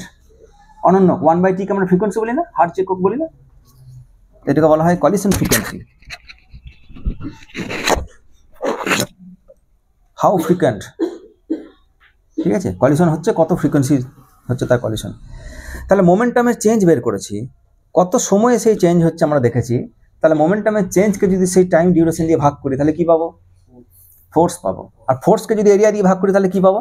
Pressure পাবো। তাহলে আমরা সেটা বের করে যাচ্ছি। তাহলে অতএব একদম ডাইরেক্ট প্রেসার ইকুয়াল টু, অতএব P equal to delta P X over delta T and divided by 1 by area, per unit এরিয়ায়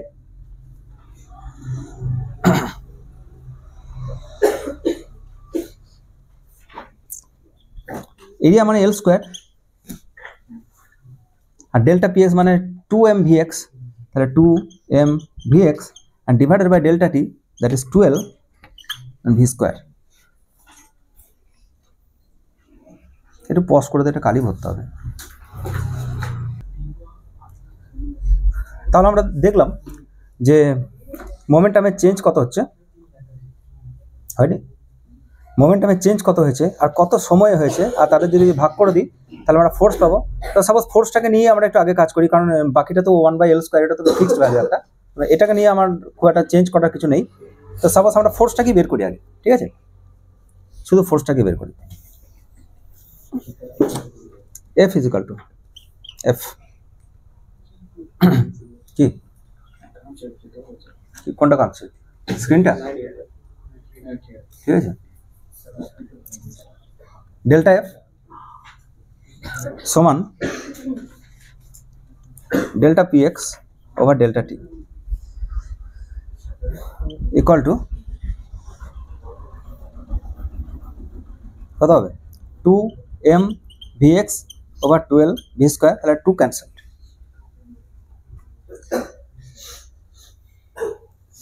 বোঝা গেছে? এতটুকু বোঝা গেছে? কি করলাম আমরা? মোমেন্টামকে টাইম দিয়ে ভাগ করলাম, তাহলে কী পাবো? ফোর্স পাবো।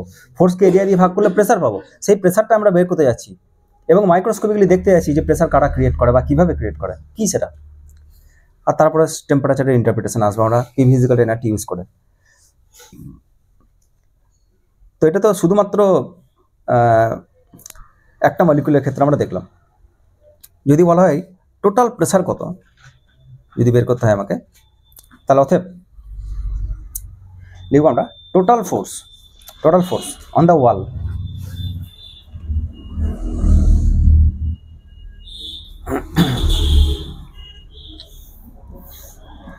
F সমান m/L and summation of Vx square.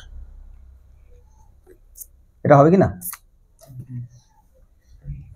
যদি এই ফ্রিকোয়েন্সি কাজ চলতে থাকে, একটা পার্টিকেল এলো ধাক্কা মারলো, দেন আর একটা পার্টিকেল এলো ধাক্কা মারলো, তাহলে যদি এটা দেওয়াল হয়, যদি এটা মেমব্রেন হয়, তাহলে মাইক্রোস্কোপিক্যালি সেই মেমব্রেন হঠাৎ করে একবার একটা করে ডট দেখতে পাচ্ছে, হঠাৎ করে। সেটা কি হয়? এটা হয় না। একটা মলিকুল যখন মাঝখানে আর একটা পার্টিকেল ধাক্কা মারছে, সবসময় চলছে, ঠিক আছে? তাহলে m/L summation of v square is the total pressure. এবার কিছু সাইডে একটা ছোট্ট মতো গণনা করবো আমরা, যেহেতু অল ডিরেকশনস আর ইকুইভ্যালেন্ট লিখবো আমরা, যেহেতু সমস্ত দিক আইসোট্রপিক বা অল ডিরেকশনস আর ইকুইভ্যালেন্ট আইসোট্রপিক, তাহলে summation of Vx square equal to summation of Vy square summation of Vz square.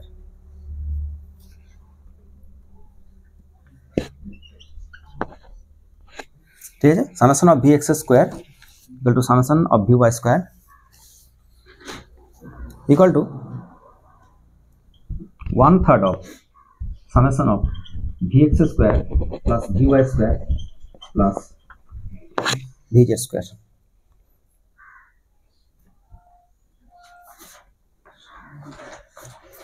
বলতে পারি এটা summation of Vx square is equal two Vy square summation of Vz square, and তাহলে এটা equal to 1/3 of, যেহেতু সব সমান সুতরাং তিনটেকে যোগ করে 3 দিয়ে ভাগ করে দাও, তাহলে একই ভ্যালু। আর Vx square Vy square plus Vz square, এটা কি? v স্কোয়ার, নিট ভেলোসিটি যায় একটা পার্টিকেলের, যেটা net velocity. So 1/3 summation of v square, একটা অ্যাটম বা মলিকুলার ভেলোসিটি। আমরা প্রথমেই যেটা ধরেছিলাম যে পার্টিকেল v ভেলোসিটি নিয়ে মুভ করছে, তার 3টে কম্পোনেন্ট ছিল। তো Vx square Vy square Vz square is v square. তাহলে এখানে আমরা 1/3 কে নিয়ে আসবো, এখানে Vx কে রিপ্লেস করবো আর একটা 1/3 নিয়ে আসবো। সো m/L থাকলো, আর এইটার জায়গায় আমরা এটা বসাচ্ছি 1/3 summation of v square.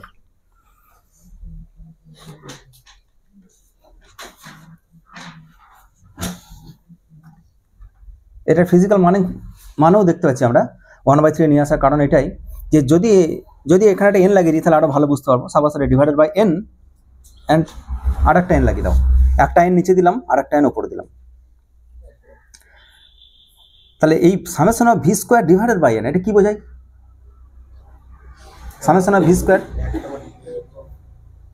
v square মানে যে একটা মলিকুলের স্পিড হচ্ছে v স্কোয়ার, এরকম যারা আছে তাদের সব সামেশন নিয়েছি, দিয়ে n দিয়ে ভাগ করে দিয়েছি, তাহলে এটি সাম কাইন্ড অফ অ্যাভারেজ ভ্যালু।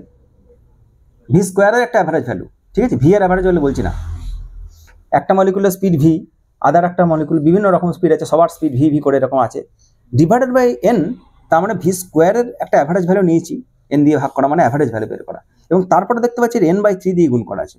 তার মানে এইটাই যে ফোর্স, যারা ফোর্স দিচ্ছে দেওয়ালে, একটা নির্দিষ্ট দেওয়ালকে যদি আমরা ধরে নিই এইটা, বা কোনো একটা দেওয়ালকে যদি ধরে নিই, সেই দেওয়ালে কত ফোর্স দেবে সেটা n/3 নাম্বার মলিকুলস ঠিক করবে, বাকিরা নয়।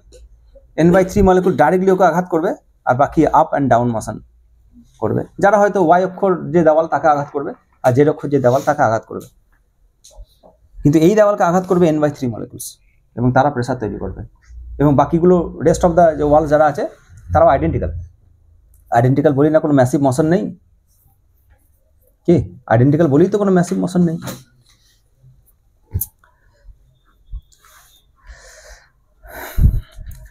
তাহলে এই ইকুয়েশনটাকে অনেকভাবে আমরা বের করতে পারি, বেশ কিছু রূপে আমরা এটাকে লিখতে পারি। Small M into capital N, এটা কি? স্মল এম মানে কি? একটা অ্যাটম বা মলিকুলার মাস, তাকে যদি এন দিয়ে গুণ করি তাহলে কি পাবো? তাহলে total mass, so it is M total, ঠিক আছে? টোটাল ফোর্স সামেশন করে দিয়েছে, net force on the wall, একটা ওয়ালের উপর নিট ফোর্স, ওই জন্য n/3 আছে এখানে, ঠিক আছে? এই দেওয়াল এটা একটু মুছছি আমরা, হ্যাঁ ছবিটা।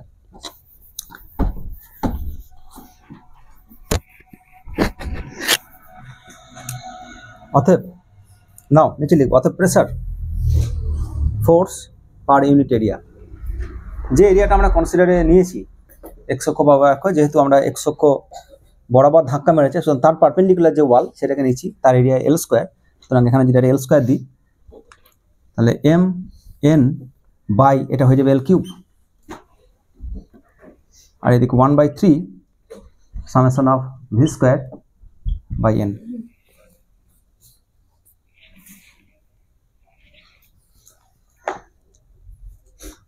ঠিক আছে, আর mn একটু আগে লিখলাম, এটা হচ্ছে মাস অফ এ সিঙ্গেল মলিকিউল বা সিঙ্গেল অ্যাটম, সিঙ্গেল মলিকিউল এর মাস বা ভর, আর এটা হচ্ছে টোটাল নাম্বার অফ মলিকিউল, সুতরাং ইট ইজ ক্যাপিটাল এন, আমি টোটাল লিখতে পারি, বা গ্যাস এম সাপোজ যে গ্যাস ইউজ করেছি তার টোটাল মাস, ঠিক আছে? নোটেশনগুলো নিয়ে কিন্তু আমি বলবো যে সবাইকে সাজিয়ে একটা নিজের মতো করে নোট বানিয়ে নিতে, যেন গন্ডগোল না লেগে যায়, কারণ এরপরে আমরা আর একটা মাস পাবো যেটাকে বলে মোলার মাস। এক মোলের মাস সাপোজ আমি জানি, তাহলে এন মোলের মাস হবে, এক মোলের মাসকে মোলার মাস বলে, তাই তো? তাহলে আবার যদি বলে এন মোলের মাস কত, তাহলে সেটাও একটা, তারপর 2 মোল আছে, সাপোজ 2 মোল আছে, এক মোলের মাস যদি আমি বলি এন এম, তাহলে 2 মোলের মাস 2, এন মোলের মাস এত, তো সেটাও তো মাস অফ দ্য গ্যাস, এটা যদি মোলার মাস বলি আমরা, কি বলতে পারি কি না? কি বোঝা গেল কিনা? এটা কি বলছে? এটা বলছে একটা মলিকিউলের মাস এন খানা মলিকিউল আছে, অ্যাটম আছে, তার টোটাল মাস হচ্ছে এইটা। আবার এটাও তো বলতে পারি আমি যে এক মোলের মাস হচ্ছে এম, এক মোলের মাস অ্যাভোগাড্রো নাম্বার তাদের মাস, তাহলে এবার এন মোল ইউজ করেছি, তাহলে এটাও তো টোটাল মাস। ওই জন্য নোটেশন নিয়ে একটু বিভিন্ন বই বিভিন্ন নোটেশন ইউজ করে, নিজের মতো করে নোটেশন ইউজ করে নিতে হবে। সব total mass, number of molecule আমি হিসাব করে দিয়েছি, এনকে নিয়ে এসেছি, আমি এবার এখানে বলতে পারি না যে তাদের মাস কত, সেটা আলাদা, যেভাবে যে এসেছে এম ইন্টু এন হচ্ছে টোটাল মাস, ঠিক আছে? আমি তো ফ্যাক্টর 3 দিয়ে ভাগ করেছি, আমি যদি দুবার ফ্যাক্টর না একটা ডাইরেকশনই টোটাল ফোর্স বের করেছি, তার জন্য আমরা দেখে নিয়েছি যে এক একটা মলিকুলার মাস হচ্ছে এন এম, এর প্রেজেন্স রয়েছে এখানে। এইবার নাম্বার অফ অ্যাটমস কত রয়েছে, যদি কত ধাক্কা মারছে, n/3 রয়েছে। এবার এম ইন্টু এন তো টোটাল, এটাকে আমি আর m/3 বলতে পারবো না, পুরো মাস একদম, ঠিক আছে? তো আমাদের এখানে এই এক্সপ্রেশনে যেটা, সেটা হচ্ছে m into n is the mass of the gas and divided by L cube. বলতে হবে L কিউ মানে কি? আয়তন, এটা ভলিউম। 1/3 কে আমি পাশে সামনে নিয়ে আসছি, 1/3 mass of the gas divided by total mass of the container, আর এইদিকে যা আছে এটা summation of V square divided by N.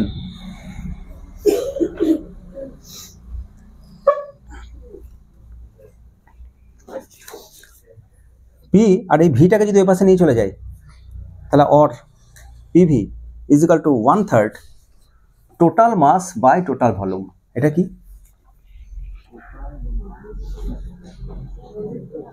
Density, gas molecular density, so এটা রো, ঠিক আছে, m/n rho, and then summation of v square divided by n. PV is equal to 1/3 rho v square by n. ঠিক আছে, এতটুকু কারো অসুবিধা আছে? Sir ভিটা হয়েছে ভিটা তো এদিকে চলে গেছে। এই ভিটা ভলিউম নিচে ভলিউম আর এটা হচ্ছে এটা হচ্ছে ভলিউম। ও আচ্ছা আচ্ছা, রোটাকে দিয়েছি, আচ্ছা আচ্ছা, ওকে, ঠিক ঠিক। P is equal to 1/3 rho, ঠিক আছে, অথবা PV is equal to M, যেটা লিখতে পারি আমি, ঠিক আছে, P is equal to 1/3, correct. এটা এই কোয়েশ্চনটাকে আমরা ব্লক করে দেবো।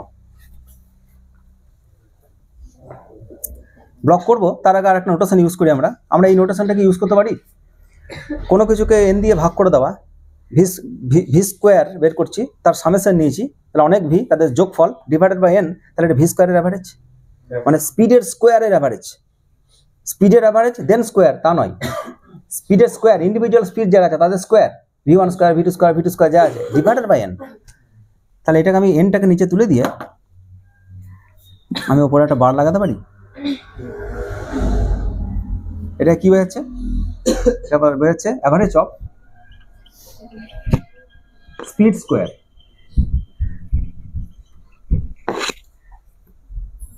বার দিয়েছে, এটা বার, উপরে একটা বার, বার মানে অ্যাভারেজ, অথবা এই চিহ্নও দিতে পারি আমরা, ভি স্কোয়ার এবং থার্ড ব্র্যাকেটও দিতে পারি, অথবা নিচে অ্যাভারেজও লিখে দিতে পারি। তার মানে প্রেসার ক্রিয়েট করছে কি, কে ক্রিয়েট করছে, এটা কিছুটা আমরা বুঝতে পারছি যে ডেনসিটিতে একটা ফ্যাক্টর আছেই এখানে, তাছাড়াও আর একটা ফ্যাক্টর যেটা, সেটা হচ্ছে তাদের অ্যাভারেজ স্পিড কত, অ্যাভারেজ স্পিড বলবো না, তাদের যে স্পিড স্কোয়ার যেটা, তার অ্যাভারেজ কত, some kind of kinetic energy is there, half M V square টাইপের দেখতে পাচ্ছি, অন্তত ওর স্মেল পাচ্ছি আমরা, কি অন্তত হাফ এম ভি স্কোয়ারের একটা গন্ধ তো পাচ্ছি, সুতরাং প্রেসারের সাথে কাইনেটিক এনার্জি রিলেশন রয়েছে এখানে দেখতে পাচ্ছি আমরা। যত বেশি কাইনেটিক এনার্জি তত বেশি ফোর্স, তত বেশি প্রেসার। আমরা এখানে এইটাকে একটা নতুন টার্ম আমরা এখানে ইন্ট্রোডিউস করব, এটা হচ্ছে ভেলোসিটি পজিটিভও হতে পারে, নেগেটিভও হতে পারে। একটা পার্টিকেল যদি এক্স অক্ষ বরাবর যায় তাহলে তার ভেলোসিটি পজিটিভ, ওয়াই অক্ষ বরাবর যদি যায় তাহলে ভেলোসিটি নেগেটিভ। তো সেই পজিটিভটাকে নেগেটিভ করে দেওয়া হয় দুভাবে, নেগেটিভটাকে পজিটিভ করে দেওয়া হয় দুটো উপায়ে। কি কি উপায়ে?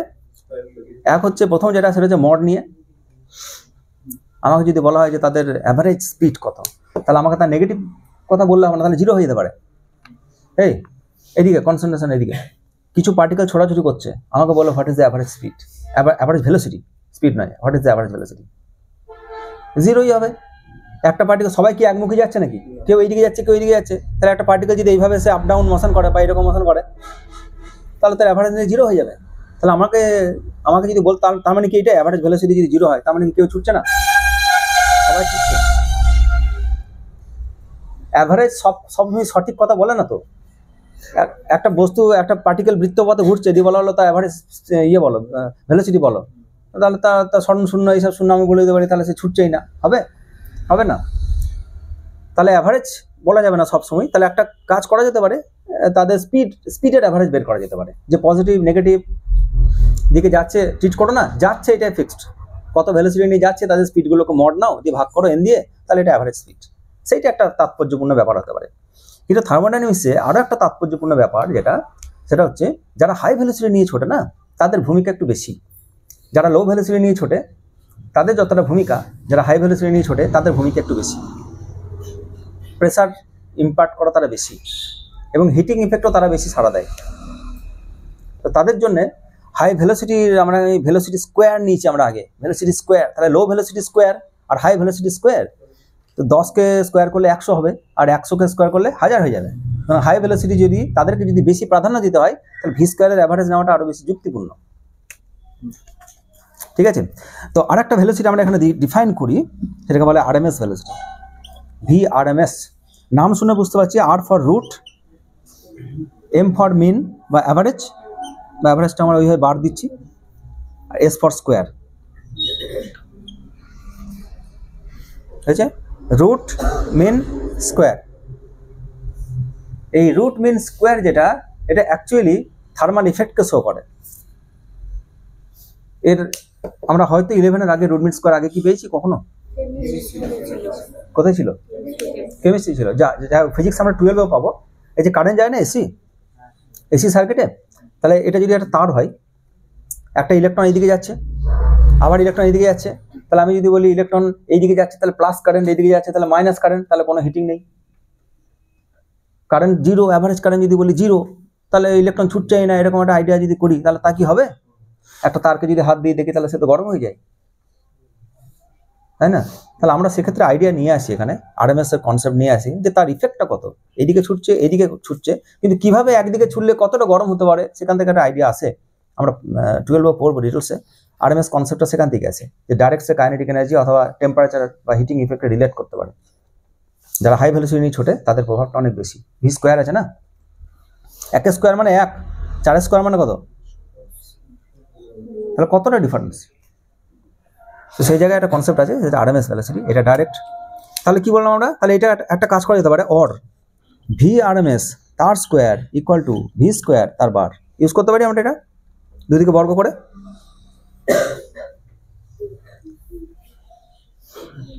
করতে পারি।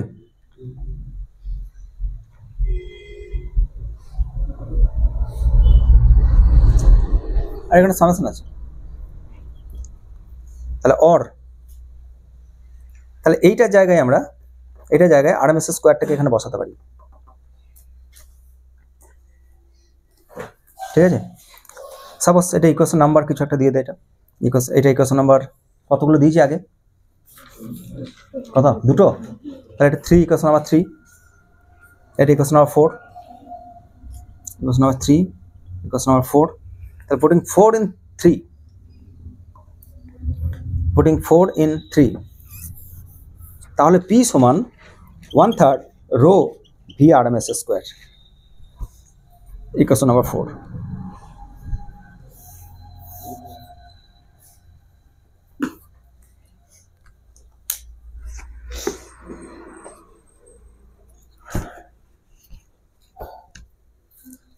ঠিক আছে,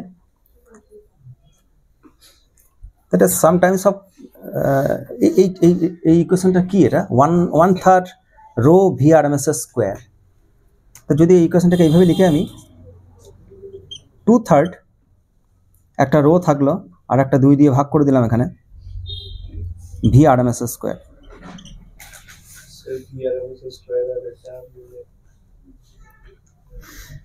এটা কাইনেটিক এনার্জি ডেনসিটি না, হাফ এম ভি স্কোয়ার, তাকে ভলিউম দিয়ে ভাগ করা হয়েছে। সো কাইনেটিক এনার্জি ডেনসিটি পাচ্ছি আমরা এখান থেকে, ঠিক আছে। তাহলে আরেকটা করি, সাপোজ রোটাকে আমি পাল্টে দিই। আমরা এখানে রো করেছি কত, রো এর জায়গায় কি বসেছিলাম, M by mass of the gas divided by volume. তা সেটা কি বসাই না আমরা, 2, 3 হাফ, এখানে M total mass of the gas and V RMS এর স্কোয়ার, আর যে ভিটা সেই ভিটাকে এখানে নিয়ে এলাম।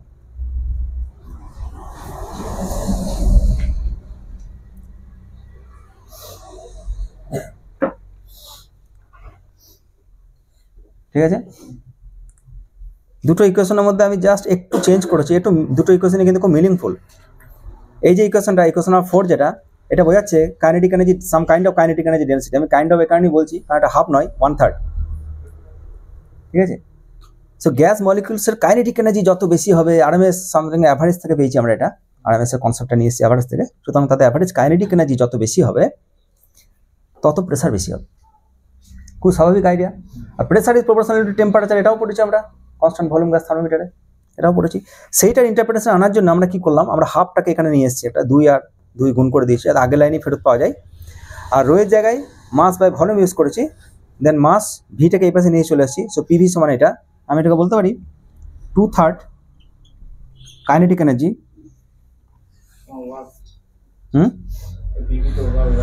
কোনটা, হ্যাঁ পিভি সমান 2/3 অফ ইকে লিখতে পারি, এটা kinetic energy of the gas molecules.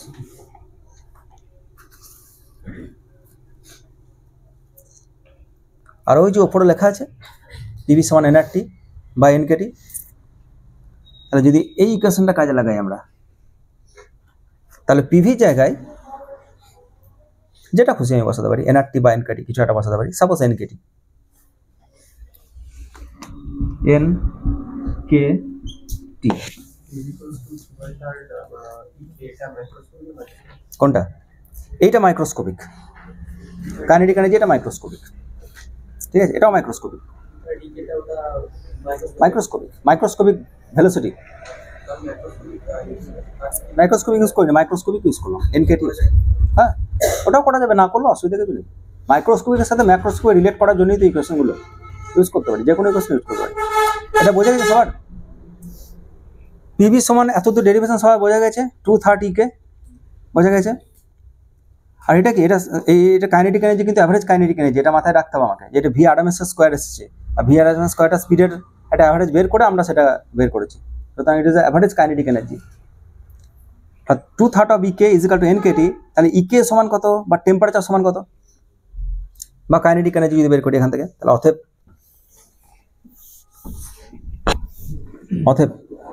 Temperature equal to কত, যেটা সাপোজ কাইনেটিক এনার্জি ইকে সমান 3/2 এনকেটি।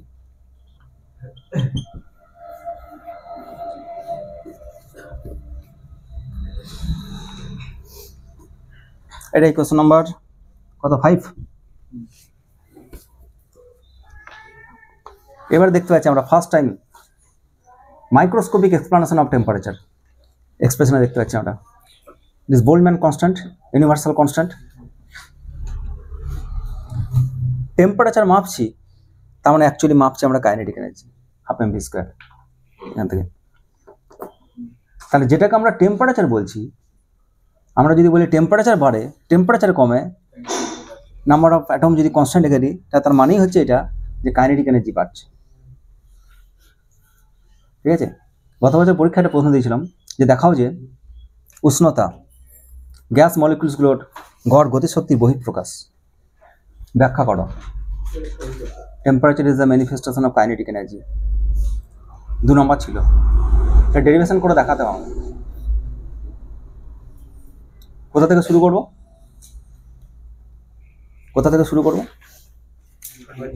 ঘনক থেকে শুরু করব। আর আইডিয়াল গ্যাস ইকুয়েশনের প্রুফ কোনোদিন পরীক্ষায় আসবে না, ওটা উই নো দ্যাট।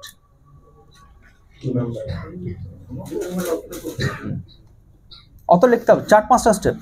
এই তো প্রেসার, এদিকে দেখা, প্রেসার সমান ফোর্স বাই এরিয়া। কি হয়েছে?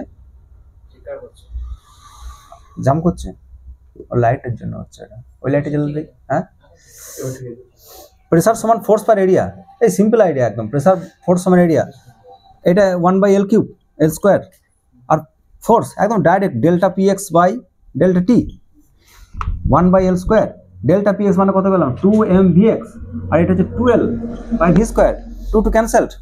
আর প্রেসারের জন্য রেসপন্সিবল হচ্ছে n/3 number of molecules atom. ব্যাস হয়ে গেল। কটা স্টেপ? এই তো হাফ এম ভি স্কোয়ার চলে এসেছে এখানে, m × n same half M V square, আর L³ মানে ভলিউম, এই তো হয়ে গেল। কটা স্টেপ? তারপরে we know that PV = NKT, বসিয়ে দাও, এটা লিখে দাও। 2 নাম্বার দিয়েছে, আমি কি আর 2 পাতা জুড়ে হিস্ট্রি লিখবো নাকি? হিস্ট্রি আমাকে জানতে হবে, কিন্তু পরীক্ষায় হিস্ট্রি তোমাকে কেউ জানতে চাইবে না, যে স্যার খাতা দেখবেন সেও হিস্ট্রি জানে, ঠিক আছে। তুমি কতটুকু জানো অল্প কথায় সেটাকে বলে প্রকাশ করো, হয়ে গেল 3-4টে স্টেপ।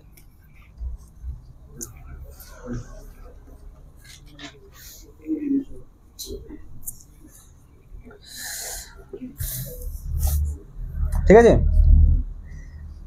তাহলে যদি দেখা যায়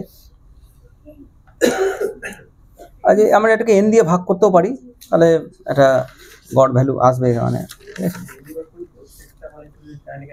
হ্যাঁ তাই।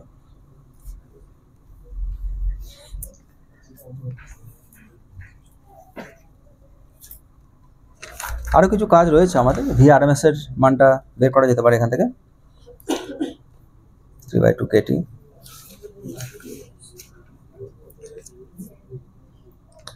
is equal to NKT। আরও কিছু এক্সপ্রেশন রয়েছে, আমি সেই এক্সপ্রেশনে যাচ্ছি না, ঠিক আছে, কারণ সেটা আরও লেংদি লেকচার হয়ে যাবে। বোল্টজম্যান কনস্ট্যান্টের ভিতরে কি ঢুকে আছে যদি এটা দেখতে চাই, তাহলে আবার এখানে টেম্পারেচারকে আমাকে প্রেসার স্কেল দিয়ে রিপ্রেজেন্ট করতে হবে, এবং তারপরে ট্রিপল পয়েন্টে আসতে হবে, দিয়ে দেখতে হবে যে বোল্টজম্যান কনস্ট্যান্টের ভেতরে আরএমএস ভেলোসিটি ঢুকে আছে গ্যাস মলিকুলসগুলোর, যেটা ট্রিপল পয়েন্টে, দ্যাট ইজ অলসো কনস্ট্যান্ট। কি বললাম, এটা তো হোম টাস্ক করতে পারি, এটা বা তুই নিজে বই পড়তে পারিস, এসি ভাড়া করতে পারিস। এটা যদি আমরা বোল্টজম্যান কনস্ট্যান্টের, আমরা বলেছিলাম যে বোল্টজম্যান কনস্ট্যান্ট যেটা, সেটা গ্যাসের প্রপার্টির উপর নির্ভর করে, তাই তো, সরি আমাদের ইউনিভার্সাল কনস্ট্যান্ট। কিন্তু ইউনিভার্সাল কনস্ট্যান্ট হলেও তো সেটা তার একটা অরিজিন রয়েছে, কিছু একটা মিনিং রয়েছে। লাইটের স্পিড যদি বলা হয়, একটা ডিস্টেন্স, একটা টাইম, এইটা হচ্ছে তার ব্যাপারটা, যে কত সময়ে কত দূরত্ব যায়, এটা থেকে সে সি বেরোয় কিছু একটা। তাহলে Boltzmann constant it is a constant. এই কনস্ট্যান্টের মানেটাকে, যেমন এনে অ্যাভোগাড্রো নাম্বার, তার একটা মিনিং রয়েছে, যে 1 মোল যদি হয় তাহলে এতগুলো নাম্বার থাকবে। হোয়াট ইজ বোল্টজম্যান কনস্ট্যান্ট যদি বলা হয়, তার ভেতরে কি ঢুকেছে, কোথা থেকে তার অরিজিনেট করেছে, সেটা যদি বের করতে যাই, তাহলে আলটিমেটলি আমাকে টেম্পারেচার প্রেসার স্কেল কিছু রিপ্লেস করতে হবে। আগের দিন যে constant volume gas thermometer use করেছিলাম, সেটা রিপ্লেস করতে হবে। দেখা যাবে বোল্টজম্যান কনস্ট্যান্টের ভিতরে রয়েছে ট্রিপল পয়েন্টের গ্যাস মলিকুলসগুলোর কাইনেটিক এনার্জি। তো যেহেতু triple point is fixed, arbitrarily choose করা যাবে না, সুতরাং ওই ভ্যালুটাও fixed, half M V square টাইপের, ওটাও ফিক্সড। তো এটা এসি ভার্মাতে করে দেওয়া আছে, আমি আর ওই ডিটেলসে যাচ্ছি না। তো এখানে একটা জিনিস এখানে বুঝতে হবে, যদি এক্সপ্রেশনে কোথাও আমি এন মিস করে না থাকি, বা কোথাও ফর্মুলা যদি কারেক্ট হয়, এখানে দুটো গ্যাস মলিকুল, দুটো কন্টেনার আছে, দুজনেরই টেম্পারেচার ফিক্সড, তাহলে কি বলা যাবে তারা দুজনেই সেম ভেলোসিটি নিয়ে ছুটছে?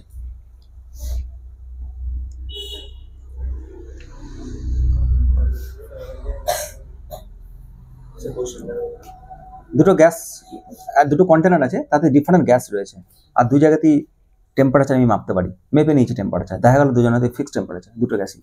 তাহলে কি আমি এই কনক্লুশনে আসতে পারি যে দুই ক্ষেত্রে এই gas মলিকুলসগুলোর velocity same?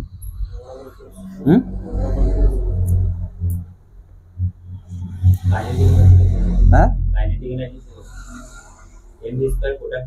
M V square product আছে, ঠিক। যদি এন ফিক্স করে দিই আমি, হাফ এম ভি স্কয়ার, এই যে এটা ইকে, এটা তো হাফ এম ভি স্কয়ার, তাহলে half M V square fixed হয়ে গেল, তার মানে টেম্পারেচার ফিক্সড হয়ে গেল, M1 V1 M2 V2 square. এই দুটো ফিক্সড হয়ে গেল, তার মানে এই নয় যে দুজনের ভেলোসিটি সমান, দুটো ভেলোসিটি আলাদা হতে পারে। যারা হেভিয়ার মলিকুল তারা স্লো যাবে, যারা স্লোয়ার মলিকুল তারা, যারা লাইটার মলিকুল তারা ফাস্ট যাবে, ঠিক আছে। এটা লিখে দেবো আমরা একটা প্রশ্ন ছোট করে, যে দুটি কন্টেনারে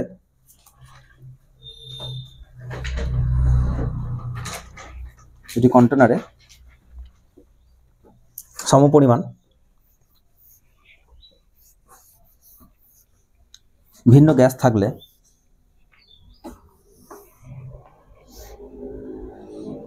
ভিন্ন গ্যাস আছে, এবং দেখা গেল দুই ক্ষেত্রেই উষ্ণতা সমান,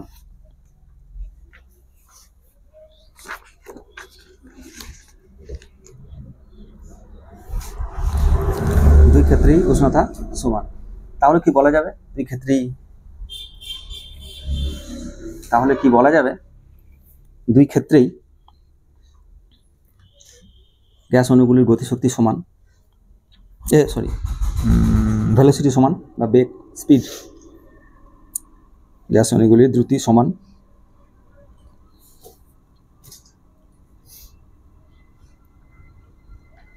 তো উত্তর হচ্ছে না, উত্তর হচ্ছে না। অ্যাভারেজ কাইনেটিক এনার্জি সমান।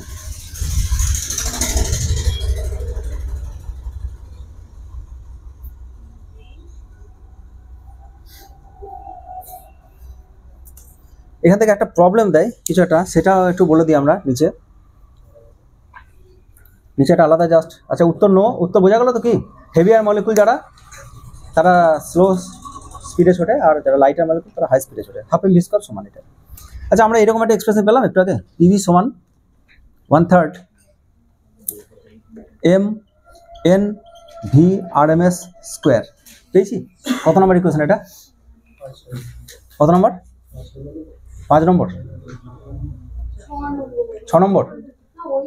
হ্যাঁ, ওই যে ভি স্কোয়ারের অ্যাভারেজটাকে যখন এটা সমান করলাম, দিয়ে সেটা বসিয়ে দিলাম জাস্ট। এইটার জায়গায় আমি ক্যাপিটাল এম বসাতে পারি, এত অসুবিধা কিছু নেই। হ্যাঁ, ঠিক আছে, দিয়ে দাও একটা নম্বর আগে যেটা পেয়েছি আমরা। একটা রো ছিল এরকম, ঠিক আছে, এর আগের লাইনটা ছিল ঠিক এরকম, পি সমান 1/3 M of gas by volume and V RMS square, এরকম ছিল না? এটা রো, এটা রো, আচ্ছা রো দেওয়াটা তো ছিল, আচ্ছা বেশ ঠিক আছে। তাহলে উই নো দ্যাট পি সমান এটা, পি সমান 1/3 রো ভি আরএমএস স্কোয়ার, এটা তো ছিল। এবার রো এর জায়গায় M by V and V RMS square, V RMS square হয়েছে। আর এম এর জায়গায় এমটাও কি টোটাল মাস, তাহলে একটা মলিকুলার মাস ইন্টু এনটা মলিকুলার মাস টোটাল গুণ করে দিলাম। আর ভিটাকে এই পাশে নিয়ে চলে আসো, তাহলে পিভি সমান M N V RMS square. একই জিনিস, just from equation number suppose 5 ওইটা থেকে পেয়েছি আমরা এটা। হ্যাঁ 4 নম্বর ছিল, বেশ ঠিক আছে, কিছু একটা ছিল, 3 4 যা ছিল তাই ছিল। হ্যাঁ আবার পিভি সমান এন কেটি,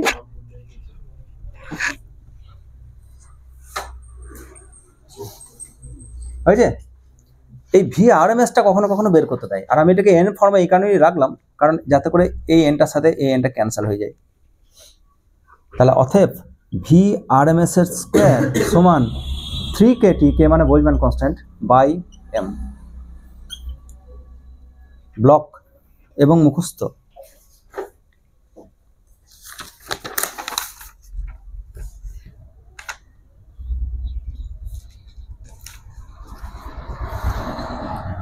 এটাকে একটা অন্যভাবেও মুখস্থ করা যেতে পারে। এটা হচ্ছে 3T থাকলো, এখানে এম থাকলো, এই এমটা কি বলেছি আমি,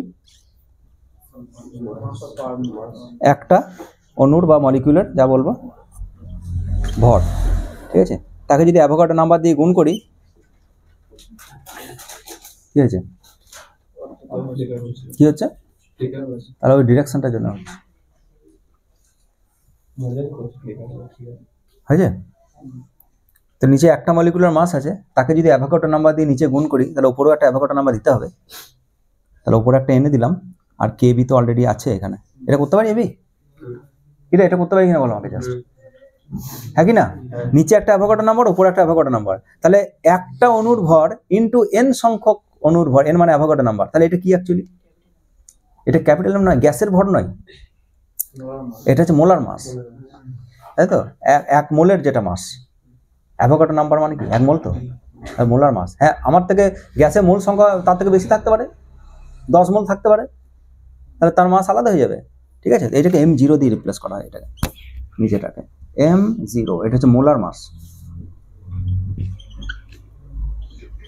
মানে 1 মোলের মাস। আর এখানে 3 থাকলো, Na ইন্টু কে, এটা কি সার্বজনীন ধ্রুবক আর গ্যাস ধ্রুবক, আর টি রয়েছে। তাহলে VRMS সমান √3RT/M0, এটাও কিন্তু যেমন ডেটা দেবে আমাকে, অঙ্ক দেবে এখান থেকে, ঠিক আছে, আরএমএস স্পিড বের করতে দেবে।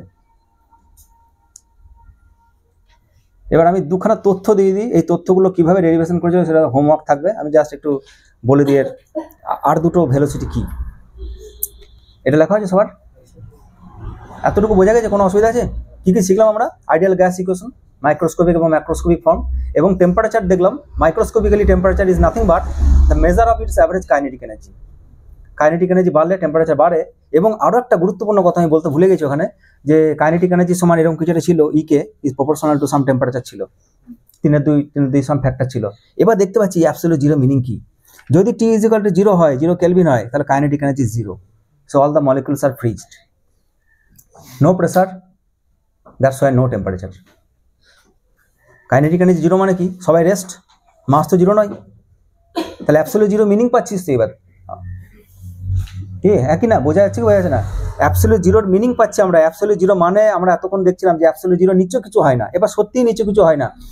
টি যদি 0 হয় তাহলে কাইনেটিক এনার্জি হয়ে গেল 0, তার নিচে কাইনেটিক এনার্জি মানে কি, নেগেটিভ কাইনেটিক এনার্জি হতে পারে? হতে পারে না।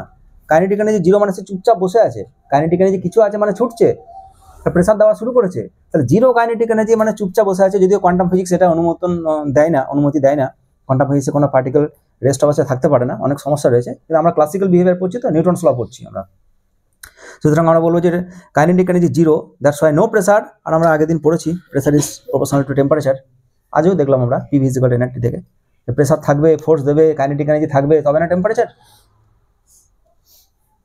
ঠিক না? সো এটা একটা ইম্পর্টেন্ট তথ্য ওখান থেকে পাচ্ছি আমরা। তো কি দেখলাম, V RMS is equal to √3kT/m, আর ভি আরএমএস এমন একটা ভেলোসিটি যেটা আমরা ডিফাইন করেছি স্পিডের স্কোয়ার করে দিয়ে, আর যখন স্কোয়ার করে দিচ্ছি তারপরে অ্যাভারেজ নিচ্ছি, তখন যারা হাই ভেলোসিটি তারা একটু গুরুত্ব বেশি পাচ্ছে আমার কাছে, এবং তারা অ্যাকচুয়ালি কাইনেটিক এনার্জিতে বেশি রেসপন্সিবল, হিটিং ইফেক্টও তারা রেসপন্সিবল, কারণ that kinetic energy is also proportional to temperature. আর টেম্পারেচার যেটা, সেটা দেখে আমরা বুঝতে পারি যে how hot or how cool, ঠিক না? কিন্তু এটা থেকে এই কনক্লুশনে একদমই আসা যাবে না যে প্রত্যেকটি পার্টিকেলের ভেলোসিটি ভি আরএমএস, অথবা প্রত্যেকটি পার্টিকেল একটা অ্যাভারেজ ভেলোসিটি নিয়ে ছুটছে, এটাও বলতে পারবো না। এটা জাস্ট টেম্পারেচারকে এক্সপ্লেন করতে গিয়ে আমরা একটা ভেলোসিটি বের করেছি ম্যাথামেটিক্যালি, কিন্তু দেখা গেল কোনো পার্টিকেলই এই ভেলোসিটি নিয়ে ছুটছে না, এমনও হতে পারে।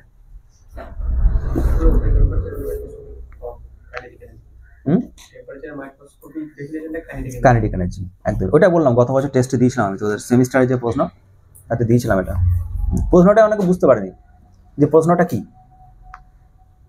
আমি একটা জিনিসকে বাইরে থেকে দেখতে চাচ্ছি যেটা টেম্পারেচার, আমি জিজ্ঞেস করেছি প্রশ্নটা যে বাইরেটা যেমন হবে তার ভেতরটা কি, কিসের বহিঃপ্রকাশ পাচ্ছ, হোয়াট ইজ টেম্পারেচার। প্রেসার আমরা জানি, কেউ ফোর্স দিচ্ছে, ভলিউম আমরা জানি কতটা আয়তন, হোয়াট ইজ টেম্পারেচার।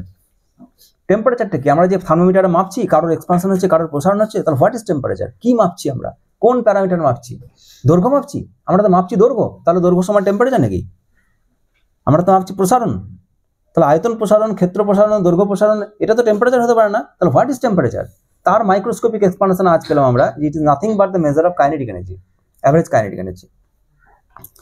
ঠিক আছে, যেটা বলছিলাম, কোথায় ছিলাম আমরা? হ্যাঁ, তাহলে এইটা কখনো বলা যাবে না যে প্রত্যেকটি পার্টিকেলের ভেলোসিটি আরএমএস ভেলোসিটি, সেটা বলা যাবে না কখনো। গ্যাস মলিকুলসগুলোর ভেলোসিটি নিয়ে প্রচুর এক্সপেরিমেন্ট রয়েছে, প্রচুর। তার মধ্যে বেশ কিছু এক্সপেরিমেন্টের মধ্যে একটা খুব ফেমাস এক্সপেরিমেন্ট রয়েছে, আমি ডিটেলস এক্সপ্লেনেশনে আসছি না কারণ সেটাও আমাদের সিলেবাসে নেই। এটা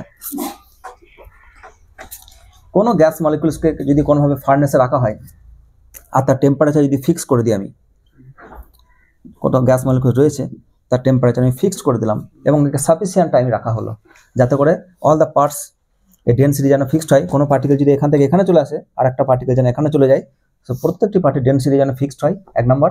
আর প্রত্যেকটি জায়গার টেম্পারেচার যেন ফিক্সড হয়। এখানে থার্মোমিটার দিলে যে রিডিং, এখানে থার্মোমিটার দিলেও যেন সেই রিডিং হয়, that is call thermal equilibrium. সব জায়গায় যেন থার্মাল ইকুইলিব্রিয়াম থাকে, এই কন্ডিশনে একে রেখেছি। এবার সবাই ছোটাছুটি করছে, আমি যদি উষ্ণতা বাড়াই তাহলে এটা ছোটাছুটি বাড়বে, বিকজ কাইনেটিক এনার্জি জেনে ফেলেছি আমরা, বাড়বে। এইবার যদি এখানে একটা ছিদ্র করে দিই, টেম্পারেচার ফিক্স করে দিয়েছি, সাফিসিয়েন্ট টাইম রেখেছি, এখানে একটা ছিদ্র করে দিলাম, তার গ্যাস মলিকুল সেদিকে বেরিয়ে যাবে।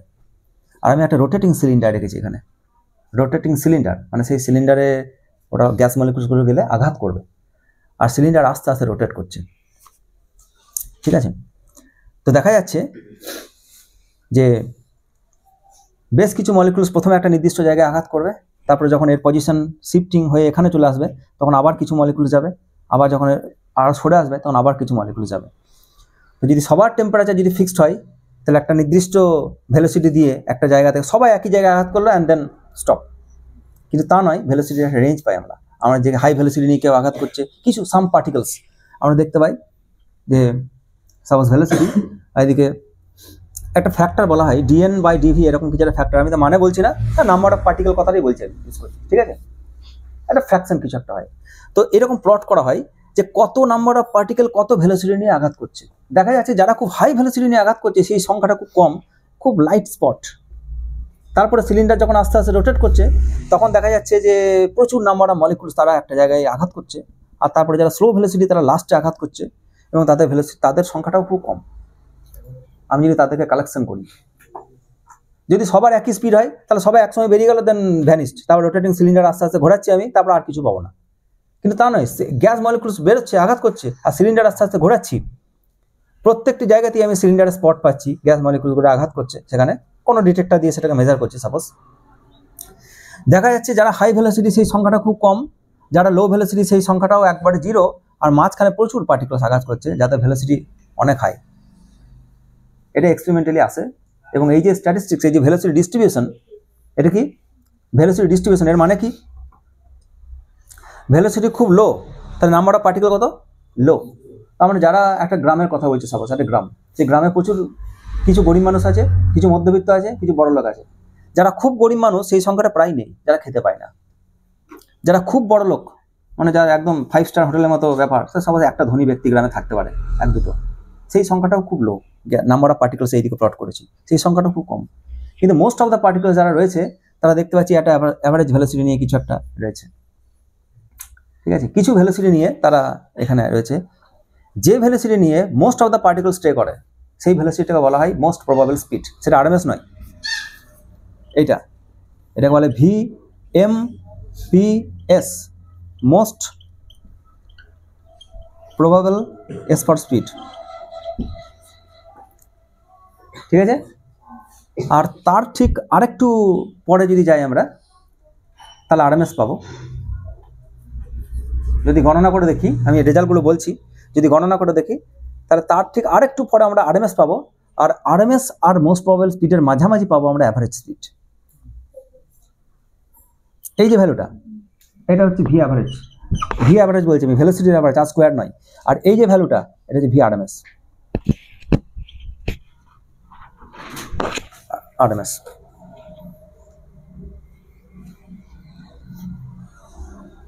আর আমরা এখানে দেখেছি যে VRMS এর ভ্যালুটা আমরা একটু আগে বের করলাম, VRMS কে বলতে হবে কত এলো ভ্যালুটা, 3kT/m, এইটা, তাই তো। আর আমি বাকি দুটো রেজাল্ট একটু সাপ্লাই করি এখানে। ভি অ্যাভারেজ যেটা সেটা হচ্ছে √8kT/m, 8kT/m। আর ভি মোস্ট প্রবাবল স্পিড, এটা বইয়ে দেওয়া নেই, এটা 2kT/m যতদূর সম্ভব, 2kT/m এরকম কিছু একটা বইয়ে দেওয়া নেই, একটু চেক করে নিবি লাস্টের রেজাল্টটা। আমি মুখস্থ করার টেকনিক সেটাও বলে দিচ্ছি। ও আছে 2kT/m, ঠিক আছে, মোস্ট প্রবাবল স্পিড।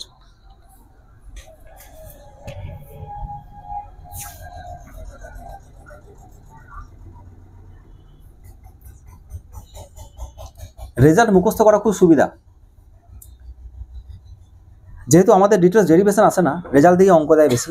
মুখস্থ করে নাও, দিয়ে অঙ্ক করো। আমাকে বলবে মাস বলে দিয়েছে, টেম্পারেচার বলে দিয়েছে, বলো আরএমএস স্পিড বের করো, অ্যাভারেজ স্পিড বের করো, অথবা মোস্ট প্রবাবল স্পিড বের করো। আমি কি বললাম, এই তিনটের মধ্যে অ্যাভারেজ যেটা, নাম শুনে বুঝতে পারছি অ্যাভারেজ যেটা, সেটা ইন বিটুইন দেম রয়েছে। তার একদিকে মোস্ট প্রবাবল মানে কি, যে স্পিড নিয়ে বেশিরভাগ মলিকুল ছোটাছুটি করছে, এই সংখ্যাটা অনেক বেশি, এই সংখ্যা নিয়ে বেশিরভাগ মলিকুল রয়েছে। আর তার থেকে একটু পরে অ্যাভারেজ, তার একটু পরে হচ্ছে kT/m, সব ক্ষেত্রেই কমন, kT/m এটা সব ক্ষেত্রেই কমন, ঠিক আছে। এবার মনে রাখার টেকনিক, এইদিকে RMS 3টে, তো ওখানে 3, MP, এসটাকে ভুলে যা, এটা MP হিসেবে ডিনোট করা হয়, ঠিক আছে। মোস্ট প্রবাবল এটা ইউজ করা হয়, 2 ফর 2। আর অ্যাভারেজ এটা অনেকগুলো লেটার, AVERAGE, অ্যাভারেজ কটা আছে 1 2 3 4 5 6 7। তো কষ্ট করে 7 না মনে রাখা, 8টা মনে রাখতে হবে। কিন্তু সমস্যা হচ্ছে যদি এটাকে 8 গুণ করে দিই, তাহলে এটা অনেকটা বেড়ে যাবে, এর অর্ডারে থাকতে হবে। তো 8কে আমাকে ওই অর্ডারে আনতে হবে, 3 বা 2 এর অর্ডারে আনতে হবে, ঠিক আছে। কত দিয়ে ভাগ করলে আমি কাছাকাছি পেতে পারি, 3 3 9, ইন বিটুইন যেন হয়, ঠিক আছে। এটা হচ্ছে মনে রাখার উপায়। RMS ফর 3, kT/m সবার আছে, RMS 3টে আছে, সেখানে 3, MP মোস্ট প্রবাবল 2টো আছে, তাহলে এখানে 2।